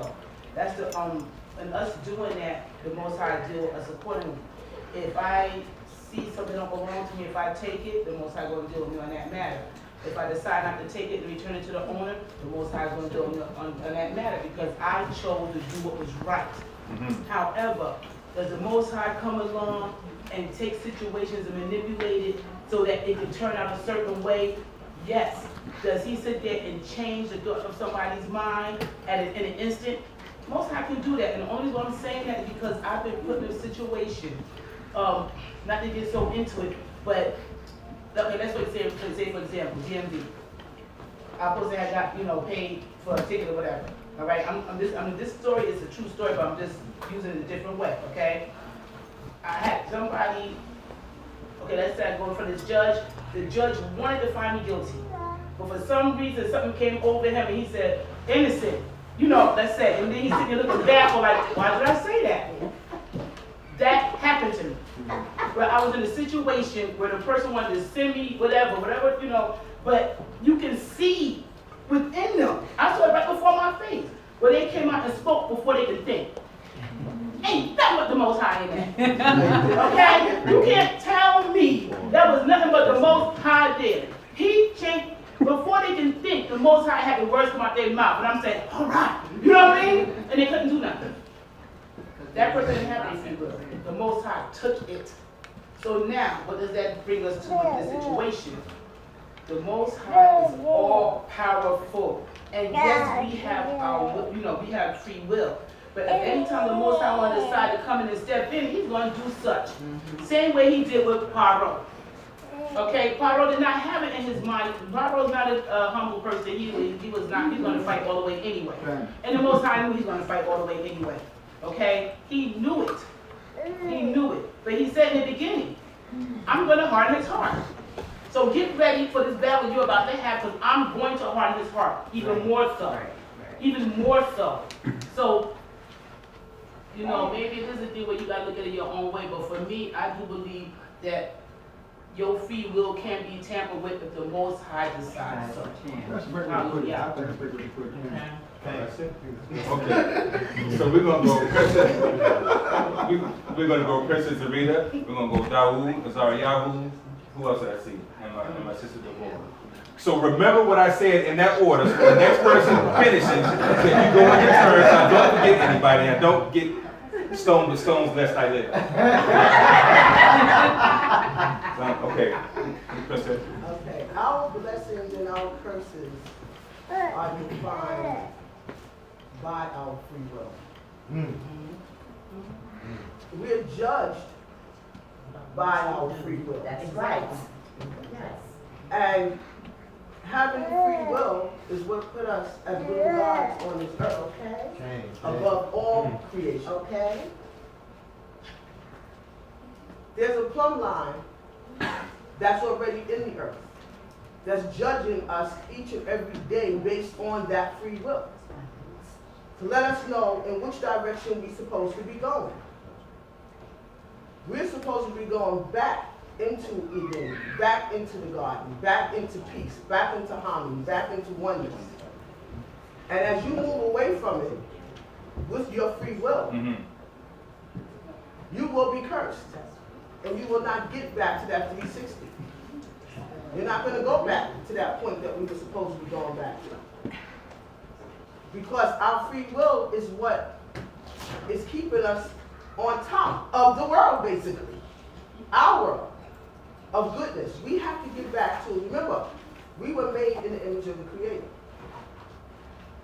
So we have moved away from that image, so to speak.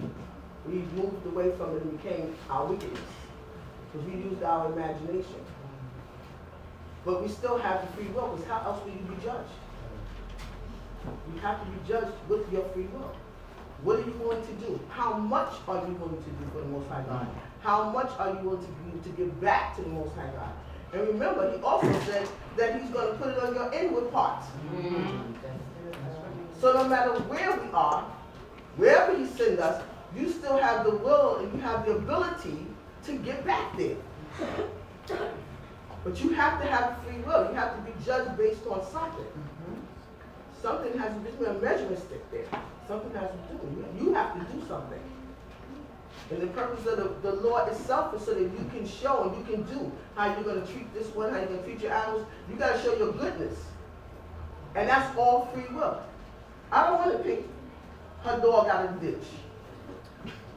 But he said if the ox is in the ditch, then take it out the ditch. You know, so you have to be judged based on what you are willing to do.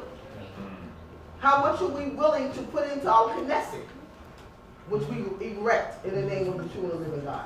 How much are we willing? That means, listen, I will bless what you put your hand to do. That's still a willing heart. You don't want nobody to bake you a cake and just throw anything in there. Please don't. Then you're going to get sick. So you want somebody that has the willing heart to do it the right way, you know, to get it done, because I want me a good cake here. And I don't want you to bake my cake. I saw what you did before. I don't want you know, the willing heart. If you want that good heart, the willing heart, you want it gets you back to being good and being right and being whole in what you do. So we have the willing heart is, you know, let's keep the balance. Pause and give that, you know, what it deserves. Say we all have free will, and your free will is enhanced based on whoever you are. So I take two instances as direct. So you got Paro. Paro's will was to be the man, or hell on earth. So the Creator took that and said that I'm going to be able to harden that. What do you mean by hardening? I'm going to be able to enhance that by going against it. So I'm going to be able to do what I do. It's kind of like, hold that example. It's like... Let me make sure I'm on the same page with you. So you're saying that the Most High intensified Pharaoh's free will, ego, any of the things that manifest him being the man.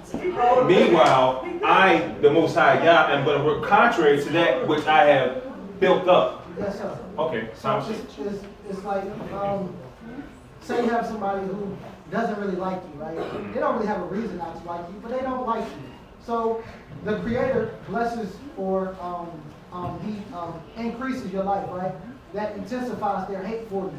You're making them hate you without you doing anything but what you're supposed to do. So by you continuing to do what the Creator is asking you to do and Him increasing you, that person or whoever it is intensifying in their hate for you because you're doing something that they may not be able to do or they just hate your instincts. So I take Pharaoh as an example, that as an example, and then the third one on the Torah side. So I don't know his name, the one who made the clothing for the temple, and he said, "I'll put the spirit of wisdom on him." Yeah, he already had the skill. He already had the skill to do it, and the will and the want to do it. So the Creator said, "I'm going to enhance that. That's I'm right. going to put the wisdom on that, and now you're going to be able to do it even to a higher level." So you have a free will, and the Creator will enhance it. Now, if it's told, then He's going to enhance it told, and you have the ability to take what is told and change it by your will, and then the Creator will take it away from you. Like King Shaul. I'm probably done with the example after this. Like King Shaul. When he was anointed king, he had the Ruach of Elohim on him. Then when he switched, that's right, and by his own free will did something that was contrary to the Creator, he took his Ruach and placed a Ra Ruach upon him, in which enhanced his Shadim, which enhanced his insane thoughts in regards to David. So he went from doing something told and the Creator enhancing that to that being taken by his free will and his Shadim being increased by his free will and his want to continue to pursue and destroy David. So I say all that to say we have free will, and whichever route you take, it will be enhanced by the Creator, because He is only going to increase what you have planted in the ground.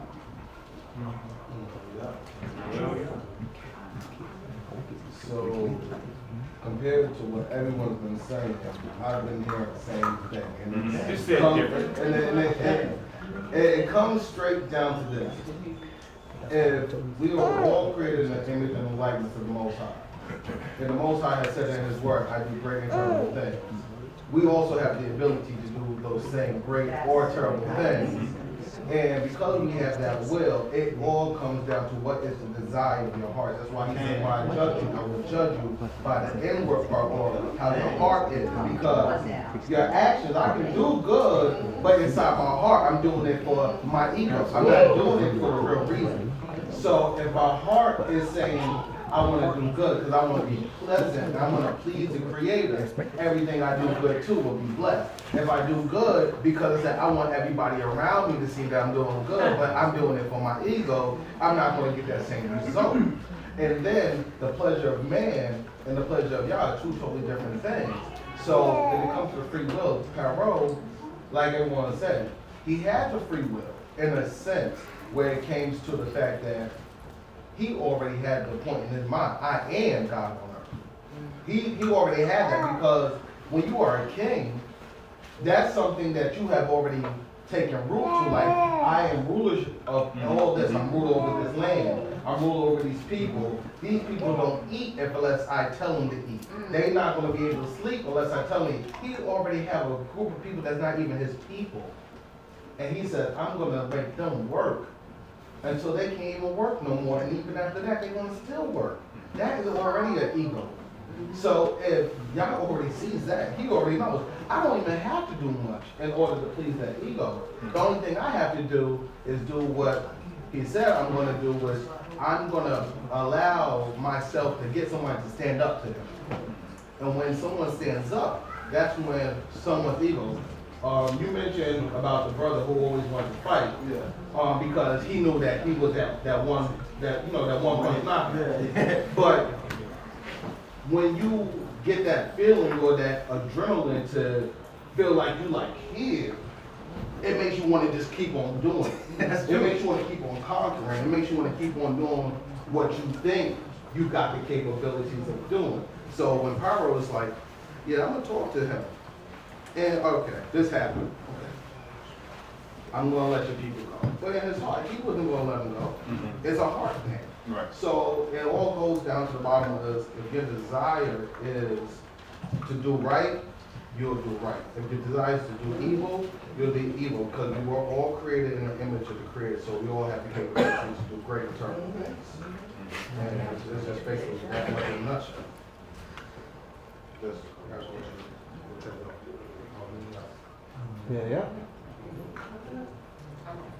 I think he just dropped the Ain't mic. sure. There was another hand after him with somebody. I'm coming to you, do it out, but it was somebody else. I know I tried to get her, but she said she's okay now. Okay. Your question was answered, or you just shying away from it? Or was it repetitive? Yeah. It's repetitive. Okay. Dora. Shabbat shalom, Shabbat Shalom, shalom, Imam. It seems to me that, I don't know, y'all not giving, this is my opinion, I'm struggling only because it seems to me that the credit that belongs to the Most High, y'all are trying to diminish. That's just what it seems to me. Can you be more exact with the statement? Because the Most High said that this is what he was gonna do. And so that's what he did. And y'all are saying, well, yeah, he did that, but ain't no but behind that. Most High said, this is what I'm gonna do. So that's what he did. Okay? Because logically speaking, if you see everything that's going on and your land is being torn apart and everything is being, destroyed all around you, okay, and a logical person would be like, okay, y'all go, get out, because I'm not going to have anything left to rule, because it's all being destroyed. So if a logical person thinks like that, and that's how a logical person thinks, and then you saying to me, well, he had free will to let them go, and he's sitting down, he's saying, well, if you take all this from me, what am I going to have to rule? I ain't got nothing to rule. So evidently he didn't have free will, because free will and common sense would say, well, y'all get out, go, okay? But the Most High took that from him. And just like in this instance that in today's times, you come into the knowledge of self, right? And you learn about who you are and everything that goes on in with the Most High and the blessing and the curse and all this other thing. I'm going to tell you, one of my prayers every single day is, Bavakushah, do not take away from me your knowledge. Okay? Because he can do that like that is to serve Yah. Okay? Because if I don't have Yah, I have nothing. That is my free will. Okay? If the Most High decides that he's going to one day say, no, I don't want you as my servant no more, what can I do? He is the creator and maker of all things and everything. I'm listening to the conversations and then y'all make points and I'm like, yeah, that's a good point. And then I'm saying, but y'all still gonna do what he gonna do, regardless. Because he's in control of it all. So he's in control of your free will. Okay? He's in charge of that too. So, I don't know. I'm having a hard time. I'm sitting here and I'm like, wait a minute now. Okay. Don't take away his power. Right. And so I think what you're trying to equate in is what I mentioned a little bit earlier. I think I would call that, if I'm not incorrect in saying, divine intervention. Which simply means that the Most High, as you said, for whatever the particular circumstance is, we already know what the norms are. We understand how things are set up. But when there's an objective that he has to fulfill, he has what you said. Now you insert what you just said. He has the ability to intervene, to make that happen, and then come out and then let everything go back to normal. He can do whatever he wants. I think that's basically what you're saying. Brother Denzel. Just to piggyback off of What? Oh, What'd you say? I'm bad. Camel. What'd you say? I'm sorry. I'm new. Just to enhance what she was saying. That works too. Okay. in the Torah, it was a story about, I don't know his name per se, but it was a high-ranking person that was, basically he went into the fields and was in there for 7 years, and his nails grew and And he turned into a wolf-like beast. Basically, he didn't have the free will to get out of that state. He was in that state because y'all put him in that. So, do we have free will? Yes, until the Father interacts and says, this is it. And then from there, he could get it back, just like he did in that story. He was warned though. I've already played my case on that, so I digress. But Hey, Lord, can I just clear up what I'm saying? Please. yeah.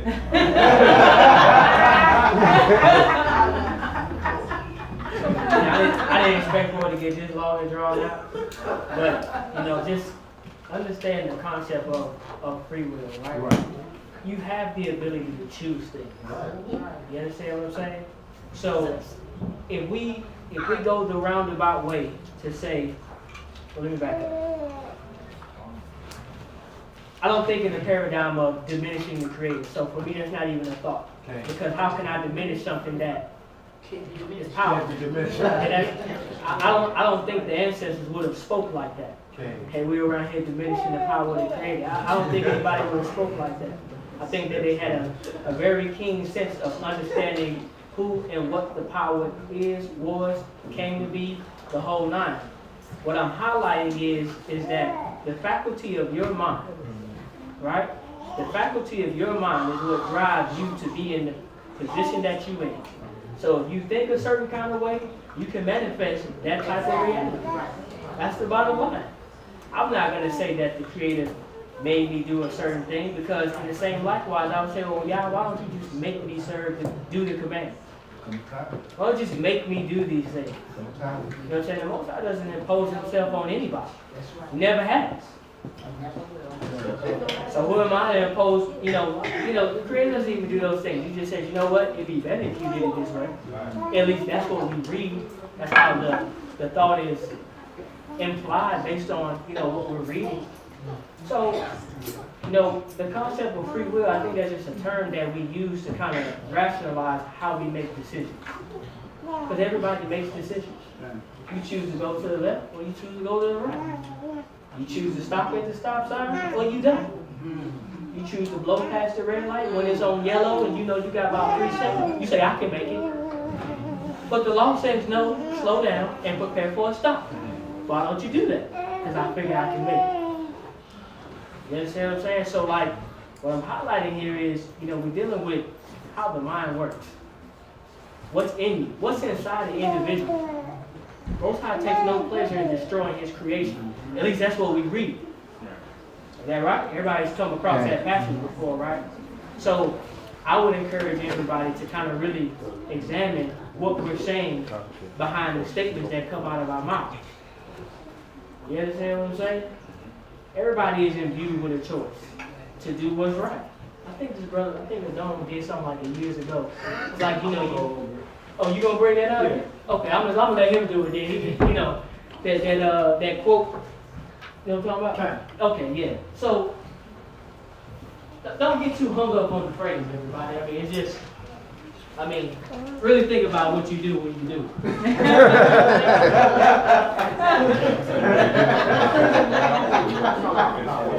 Okay, let's go, my brother. All right, we're back on track, man. Always is on track.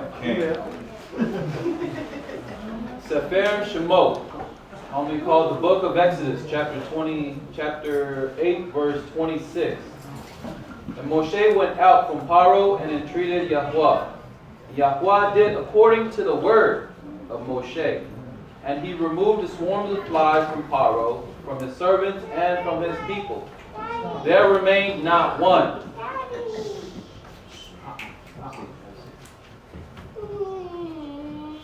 And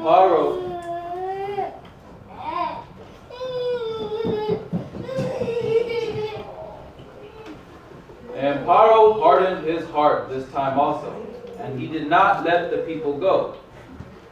Chapter 9. Then Yahweh said unto Moshe, Go in unto Paro, and tell him, Thus says Yahweh, the Elohim of the Hebrews, Let my people go, that they may serve me.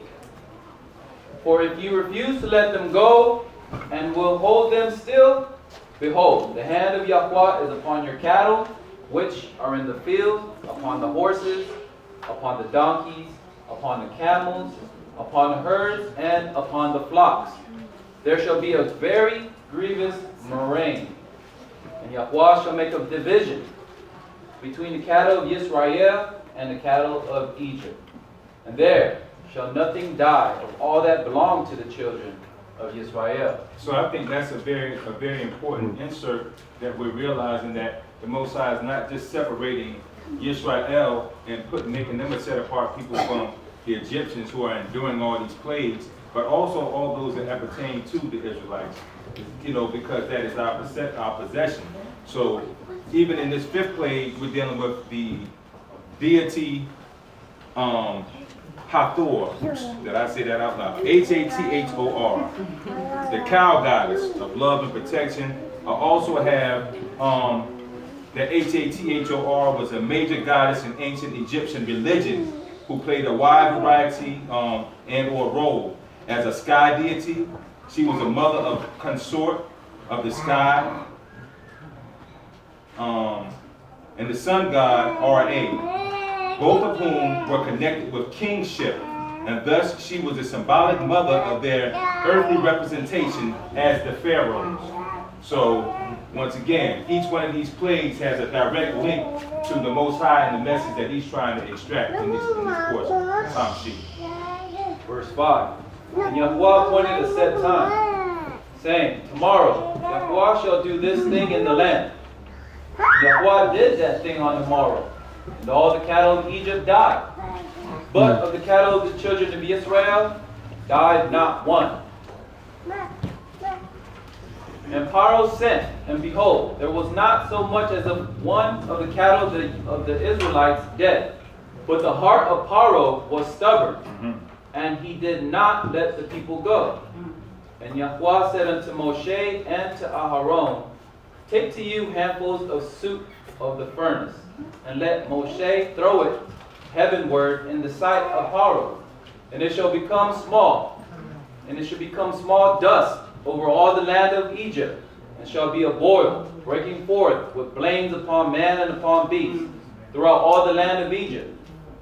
And they took soot of the furnace, and stood before Paro, and Moshe threw it up heavenward, and it became a boil, breaking forth with blains upon man and upon beast. And the magicians could not stand before Moshe because of the boils, for the boils were upon the magicians and upon all the Egyptians. Boils, if anyone knows the extent of a boil, they're very painful, and they're in most cases they're kind of large, but they're discomforting. So just imagine having boils all over your entire body, all of your beast. It's just a whole essence of this, something that would want you to humble yourself into submission. There's a deity that I read that attached to this was spelled Quadshu. We know that the Egyptians had a lot of sexual immoralities. That's what I'm trying to use. And this was kind of based upon the thought of harlots in Mitzrayim were looked at as holy. It's actually like contrary to what our understanding of what harlotry is. And so it's like the things, the immoral sexual things that were done in the land in the midst of these boils, it prohibited even that. So it's kind of like a twofold. It's something to understand how the Most High is breaking down this nation of people. And these boils are just another example of the humility they're trying to extract from Pharaoh. And the people are, at this point, even the Egyptians are losing hope in Pharaoh, because it's not looking really good for him right now. Because him, his sorcerers, I mean, even they, if you are supposed to be so powerful and capable of doing things, you're a representation of Pharaoh, and now you're subjected to these diseases and these things that are befalling everything and everyone else, it has to leave a question mark in your mind. Time sheet. Verse 12. And Yahweh hardened the heart of Pharaoh, and he hearkened not unto them, as Yahweh had spoken unto Moshe. And Yahweh said unto Moshe, Rise up early in the morning, and stand before Pharaoh, and say unto him, Thus says Yahweh, the Elohim of the Hebrews, Let my people go, that they may serve me. For I will this time send all my plagues upon your person, and upon your servants, and upon your people, that you may know that there is none like me in all the earth. Surely now I had put forth my hand, and smitten you and your people with pestilence, and you have been cut off from the earth. So the Most High is saying that basically I've dealt with you, Mitch Ryan. I have placed you in a position that those that I'm working on their behalf, I've separated them from you. The stage is now set. You understand that there should be clarity that who is in complete control at this particular point in the game. Through all aspects of the understanding. Time sheet. Verse 16. But in very deed, for this cause have I made you to stand, to show you my power, and that my name may be declared throughout all the earth. That's right. As yet exaltest you yourself against my people, that you will not let them go? Behold, tomorrow about this time I will cause it to rain a very grievous hail, such as has not been in Egypt since the day it was founded, even until now. Now therefore, hasten in your cattle and all that you have in the field. For every man and beast that shall be found in the field, and shall not be brought home, the hail shall come down upon them, and they shall die. He that feared the word of Yahweh among the servants of Pharaoh made his servants and his cattle flee into the houses. And he that gathered not the word of Yahweh left his servants and his cattle in the field. Translation, all those that were wise and discerning acted upon the information that was given them, and those that were not got exactly what was coming to them. This particular deity for the seventh is NUT, the sky god. So what better example of the Most High to deal with that situation and show who's in complete control of even the heavens of the heavens and even the heavens beneath, by allowing the hail to rain down from the skies, where the sky god was supposed to be a representation. So at this point, we're just dealing with 7 areas that the Most High has dealt with in his mission to make not only the separation for the house of Yisrael, because by the time we actually leave this place, we have to know our position. When we start serving the Most High and He starts giving us these instructions, the world has to know that why would you listen to somebody that you don't respect? You understand what I'm saying? So at the end of the day, we're gaining respect from the people around about because we're untouched. Like there's something about these people, and by the time we finally get delivered and we're actually able to serve the Creator, the schematics of this whole situation is that we receive the instruction, and all those that are now fearful of us, because understand, as all this is going on, people are getting the information and they're beginning to develop feelings of fear, not only of the God of the Hebrews, but of the Hebrews. As we go deeper into Torah and we see the instance where people rose up against us and we didn't even do nothing to them. Like, I just want to cut right through here real quick. No! Why? I didn't do nothing to you. You understand? That's called fear. That's how we're moving right now. Why do you think our young men are getting gunned down in the streets? Why do you think that all these things that are happening of aggression to us, and in a lot of the cases, definitely not all of them, because some of them, come on, bro, you walking around with a 40 caliber weapon in your waistline, and you got caught with, a whole bunch of extra perishables, if you will. That doesn't look good for you. But everyone doesn't fall underneath that credence, so it's a fear. My Isha has an uncle that is a part of the New York City police force, and he said that's exactly what's going on. He actually gave a dissertation one time on Shema, and he said, listen, It was right before the summer, and he said, I need you to understand, the police are scared of you. They don't know who you are in your neighborhoods. They don't understand your culture. So they're going to start, and this is right before all the killings began. We're talking about from the brother who got choked out with selling cigarettes. He gave this speech right before that happened, and as you know, there was a long string of things that happened after that. He gave that from the position of a law enforcement officer and dealing with those that are in a Pharaoh mindset. And said, listen, they're scared of you. They're going to do what they can to eliminate you because they have a fear. It's the same thing that we have going on right here. So now, when we look at what has gone on through the ages, in the book of Kohelet, it says there's nothing new under the sun, you know. So what we're looking at right here, we're living right now. We're living the same things that have been brought forth against a nation of people that are chosen by the Creator, but hated by the world. We have to reestablish our respect from the nations around about. And that's what's going on right here. As we're going through these plagues, respect. Because when we come out, we have to have them, be scared. That means that you have a reverence for me. You know that I serve a God that is not your fake God because my God took all your gods out. And this is a superpower nation. So you got other people looking at them like, wow, okay, everything they're doing is correct. The Most High is like, slap, slap, slap, slap, slap, slap, slap, 10 times. Slap, slap. They're not correct. I and I alone are the creator of all things and everything, and I do as I will. Time sheet. Verse 22. Then Yahweh said unto Moshe, stretch forth your hand toward heaven, that there may be hail in all the land of Egypt, upon man and upon beast, and upon every herb of the field, throughout the land of Egypt. And Moshe stretched forth his rod toward heaven. And Yahweh sent thunder and hail, and fire ran down unto the earth. So we said thunder, hail, and fire. Hail and fire, that doesn't mix. You understand? Y'all's like, yo, I'm sending down fury. I'm bringing the drama right now.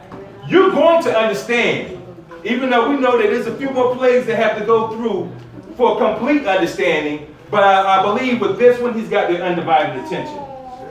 Time sheet. And Yahweh caused to hail upon the land of Egypt. Verse 24. So there was hail, and fire flashing up amidst the hail, very grievous, such as had not been in all the land of Egypt since it became a nation. And the hail smote throughout all the land of Egypt, all that was in the field, both man and beast. And the hail smote every herb of the field, and broke every tree of the field. Only in the land of Goshen, where the children of Israel were, was there no hail. That's because we are a set apart people. We were in this instance, and as we had our position in that land, and even when they started intensifying their oppression of us, the Most High had us in a nice, secure place so that he could do this. So now it goes all the way back to Moshe at the very beginning, having his fear and his concerns. And the Most High, before he started all this, he was like, now, watch what I do to Pharaoh. I need you tucked over here in this set apart place so I can protect you from what I'm going to do. Because they're going to need to look from afar and see that I'm not playing with these people that are dealing with you like this. And once again, today, don't move in fear. The power we serve is like unto no other power that anyone calls upon. So don't move in fear, move with Yah. Lekim Yah, go with Yah. Wherever you go, make sure you say your tefillah before you leave. When you get to your destination, when you leave again, when you get home, you're ensuring your protection from the Creator from things seen and unseen. Because you are a set apart people, and you have to also do this law. What do I mean do this law? Just because we're reading these lines and we're blurting out understandings and breaking down the different meanings of these precepts, are you living this? That's right. When you leave these doors and there's nobody watching you to hear the goodly words and things, are you living this law? That's right. Can you attract others to this law just because you look different, because you're speaking different, because you represent something different? I just had to extract. We even went through all these plagues, and we have a understanding of the different things that were brought about in this particular portion. But what is the real message? What is it that we're trying to take home with us? It kind of ended it right there. Through all the different trials and tribulations and how the Most High would deal with others, He won't do it to you as long as you understand who is in control. The Most High is establishing who is in control in this moment. Time sheet. 27. And Paro sent and called for Moshe and Aharon, and said unto them, I have sinned this time. Yahweh is righteous, and I and my people are wicked. Entreat Yahweh, and let there be enough of these mighty thunderings and hail, and I will let you go, and you shall stay no longer. And Moshe said unto him, As soon as I am gone out of the city, I will spread forth my hands unto Yahweh. The thunder shall cease, neither shall there be any more hail. Though you may know that the earth is Yahweh's, but as for you and your servants, I know that you will not yet fear Yahweh Elohim. And the flax and the barley were smitten, for the barley was in the ear, and the flax was in the bloom. But the wheat and the spelt were not smitten, for they ripened late. And Moshe went out of the city from Paro, and spread forth his hands unto Yahweh, and the thunders and hail ceased, and the rain was not poured upon the earth. And when Paro saw that the rain and the hail and the thunders were ceased, he sinned yet more, and hardened his heart, he and his servants. And the heart of Paro was hardened, and he did not let the children of Israel go, as Yahweh had spoken by Moshe. So the saga continues. I'm going to end it with this, and I started it with this understanding because all of this is something that is going on in Pharaoh's mind. The power of the subconscious mind, the conscious mind are both very powerful elements, but as I said a little bit earlier, in that psyche, you have the id, which deals with the instincts. You have the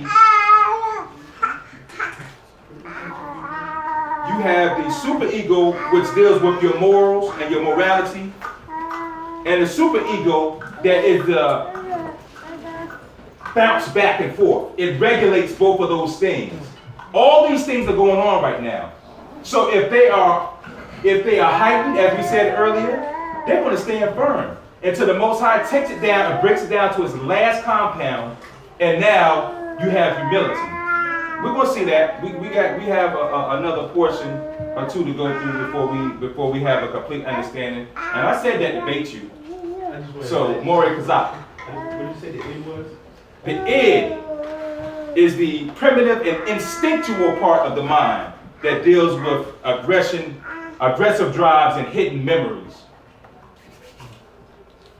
Do you concur? I was thinking about you as I was reading over this before I brought it forth for understanding, because his mind was definitely being dealt with. And you said it was next to the superego? The three parts of the psyche, the id being one, you have the superego, which operates the moral conscious, and the ego is a realistic part that meditates between the desires of the id and the superego. I gotta meditate on that one. Meditate on that. That's the way it's worded. Right. Yeah. It's just this little meditation and study, that's all. Hallelujah. Any final questions, comments, or concerns I point? This story is a story to let you know you just a piece on the chest. They went into Miss Ryan and told Miss Ryan all that would happen to them. They say, even to your firstborn being killed.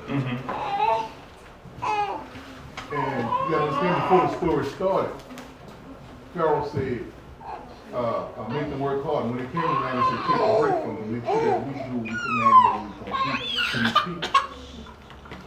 So what y'all did, y'all took what was already in Pharaoh. And in the beginning, the magician do what he could do, that he was able to do, to say, this is about nothing. And if any of us come out of the Christian church, which I came out of, and you talk to preachers and stuff of that nature, and you say, this is what the Bible says. And they say to you, I know, but. And you say, okay, well, you know, well, let's make change.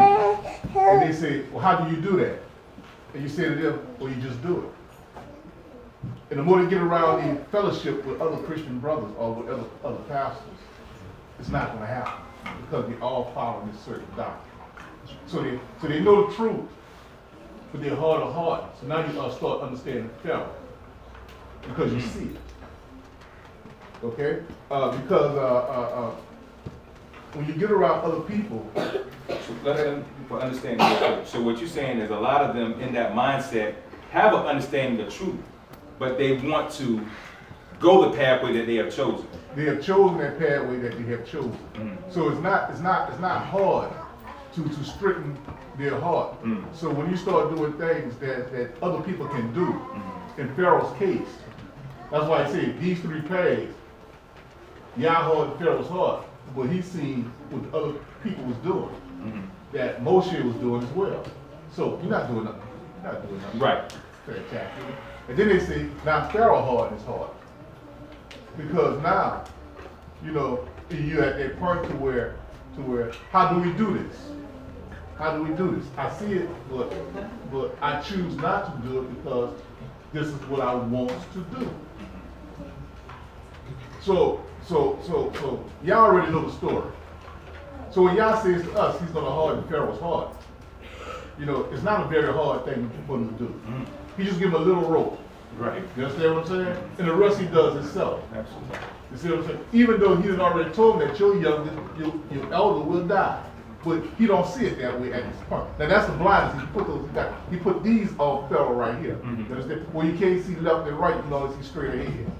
You see what I'm saying? So now we're in this scenario with pharaohs, and we're struggling with amongst ourselves trying to understand how can you have free will and y'all still harden your heart without y'all imposing on your free will. But you start seeing it. You see what I'm saying? You got the right to choose. Now here we have a situation where you made a great big division between Goshen. Now I don't even talk about my wife. Now, like I said, I don't explain myself well to y'all sometimes. I just try to get the words out real fast. Right. So I'm sorry for this, but I try to shorten this up. Now you get the picture where you see Goshen is starting to separate. Everything that's going on in Mizraim is not going on Goshen. Even with fire hills and brimstone and all this stuff coming down. But he's in this catch-22 right now. You see what I'm saying? If I turn back and say, go, I look weak to the people. You understand what I'm saying? To my people that I'm in charge of, if I give in. So now I'm in this catch-22. So now you gotta put you in a situation to where you can't get out. You see, so that's how you play this, but you still got that free will to choose. So you gotta see all this as the big picture. We're not taking nothing from Yah when we say we got the free will to choose because Yah got all power. Like I said, there's gonna come a time he said, you will do what I command you to do. You will do it. That means he steps in and he moves then. You understand what I'm saying? But right now, you got the choice to choose. Pharaoh had the choice to choose. Pharaoh, when they first walked in, Pharaoh had the choice to choose. But Pharaoh stays, and like I said, he knew the end before the beginning. He knew Pharaoh was gonna see it and right. Take the straw. You understand what I'm saying? And that set the whole play for everything. You know, sometimes when a liar believes themselves, they will continue lying because they're confident in that lie. They lie so much and so intense that they know it's a lie, but they believe it's the truth. It's kind of like a parallel thought. They're not going to back down off of that lie. You understand? Because this is what's supporting me. This is what's getting me what it is that I'm trying to accomplish. So definitely, ZAQEN, what you said is directly on point. And it also seems like, based upon what you said, as we progress along, the Most High is removing options from the Egyptians and for Pharaoh, because he's the one that's ruling over them. Because here in a minute, the only option you're going to have to do is actually answer the request of Moshe and Aaron and not renege on it. That's what we're working our way until right now. So he still, as you said, has the option to say, no, they can't go anywhere. Okay, we're gonna see how far that no gets you. It's a very intriguing portion, and I hope everyone has received some form of understanding. I thank the Most High and each and every one of you for the questions that are asked. You know, I am definitely accustomed to stand before you and teach, and then at the end we question and answer. But it is a beautiful thing to actually have what I would consider scholars in our midst to give input, so that when we leave out of these doors, there's one understanding of what is going on here. And I think that I can comfortably say that, speaking for myself, with the different things that have been given from the floor that I might not have considered, it has allowed me to consider it and receive it, so I can actually move forward with understanding individually and for us collectively. So I pray everyone has been able to receive that. Does anyone got any questions or anything or comments that they want to add, so that statement can have a period at the end of it and not a comma? Everybody's good? Good teacher. Good Good teacher. teacher.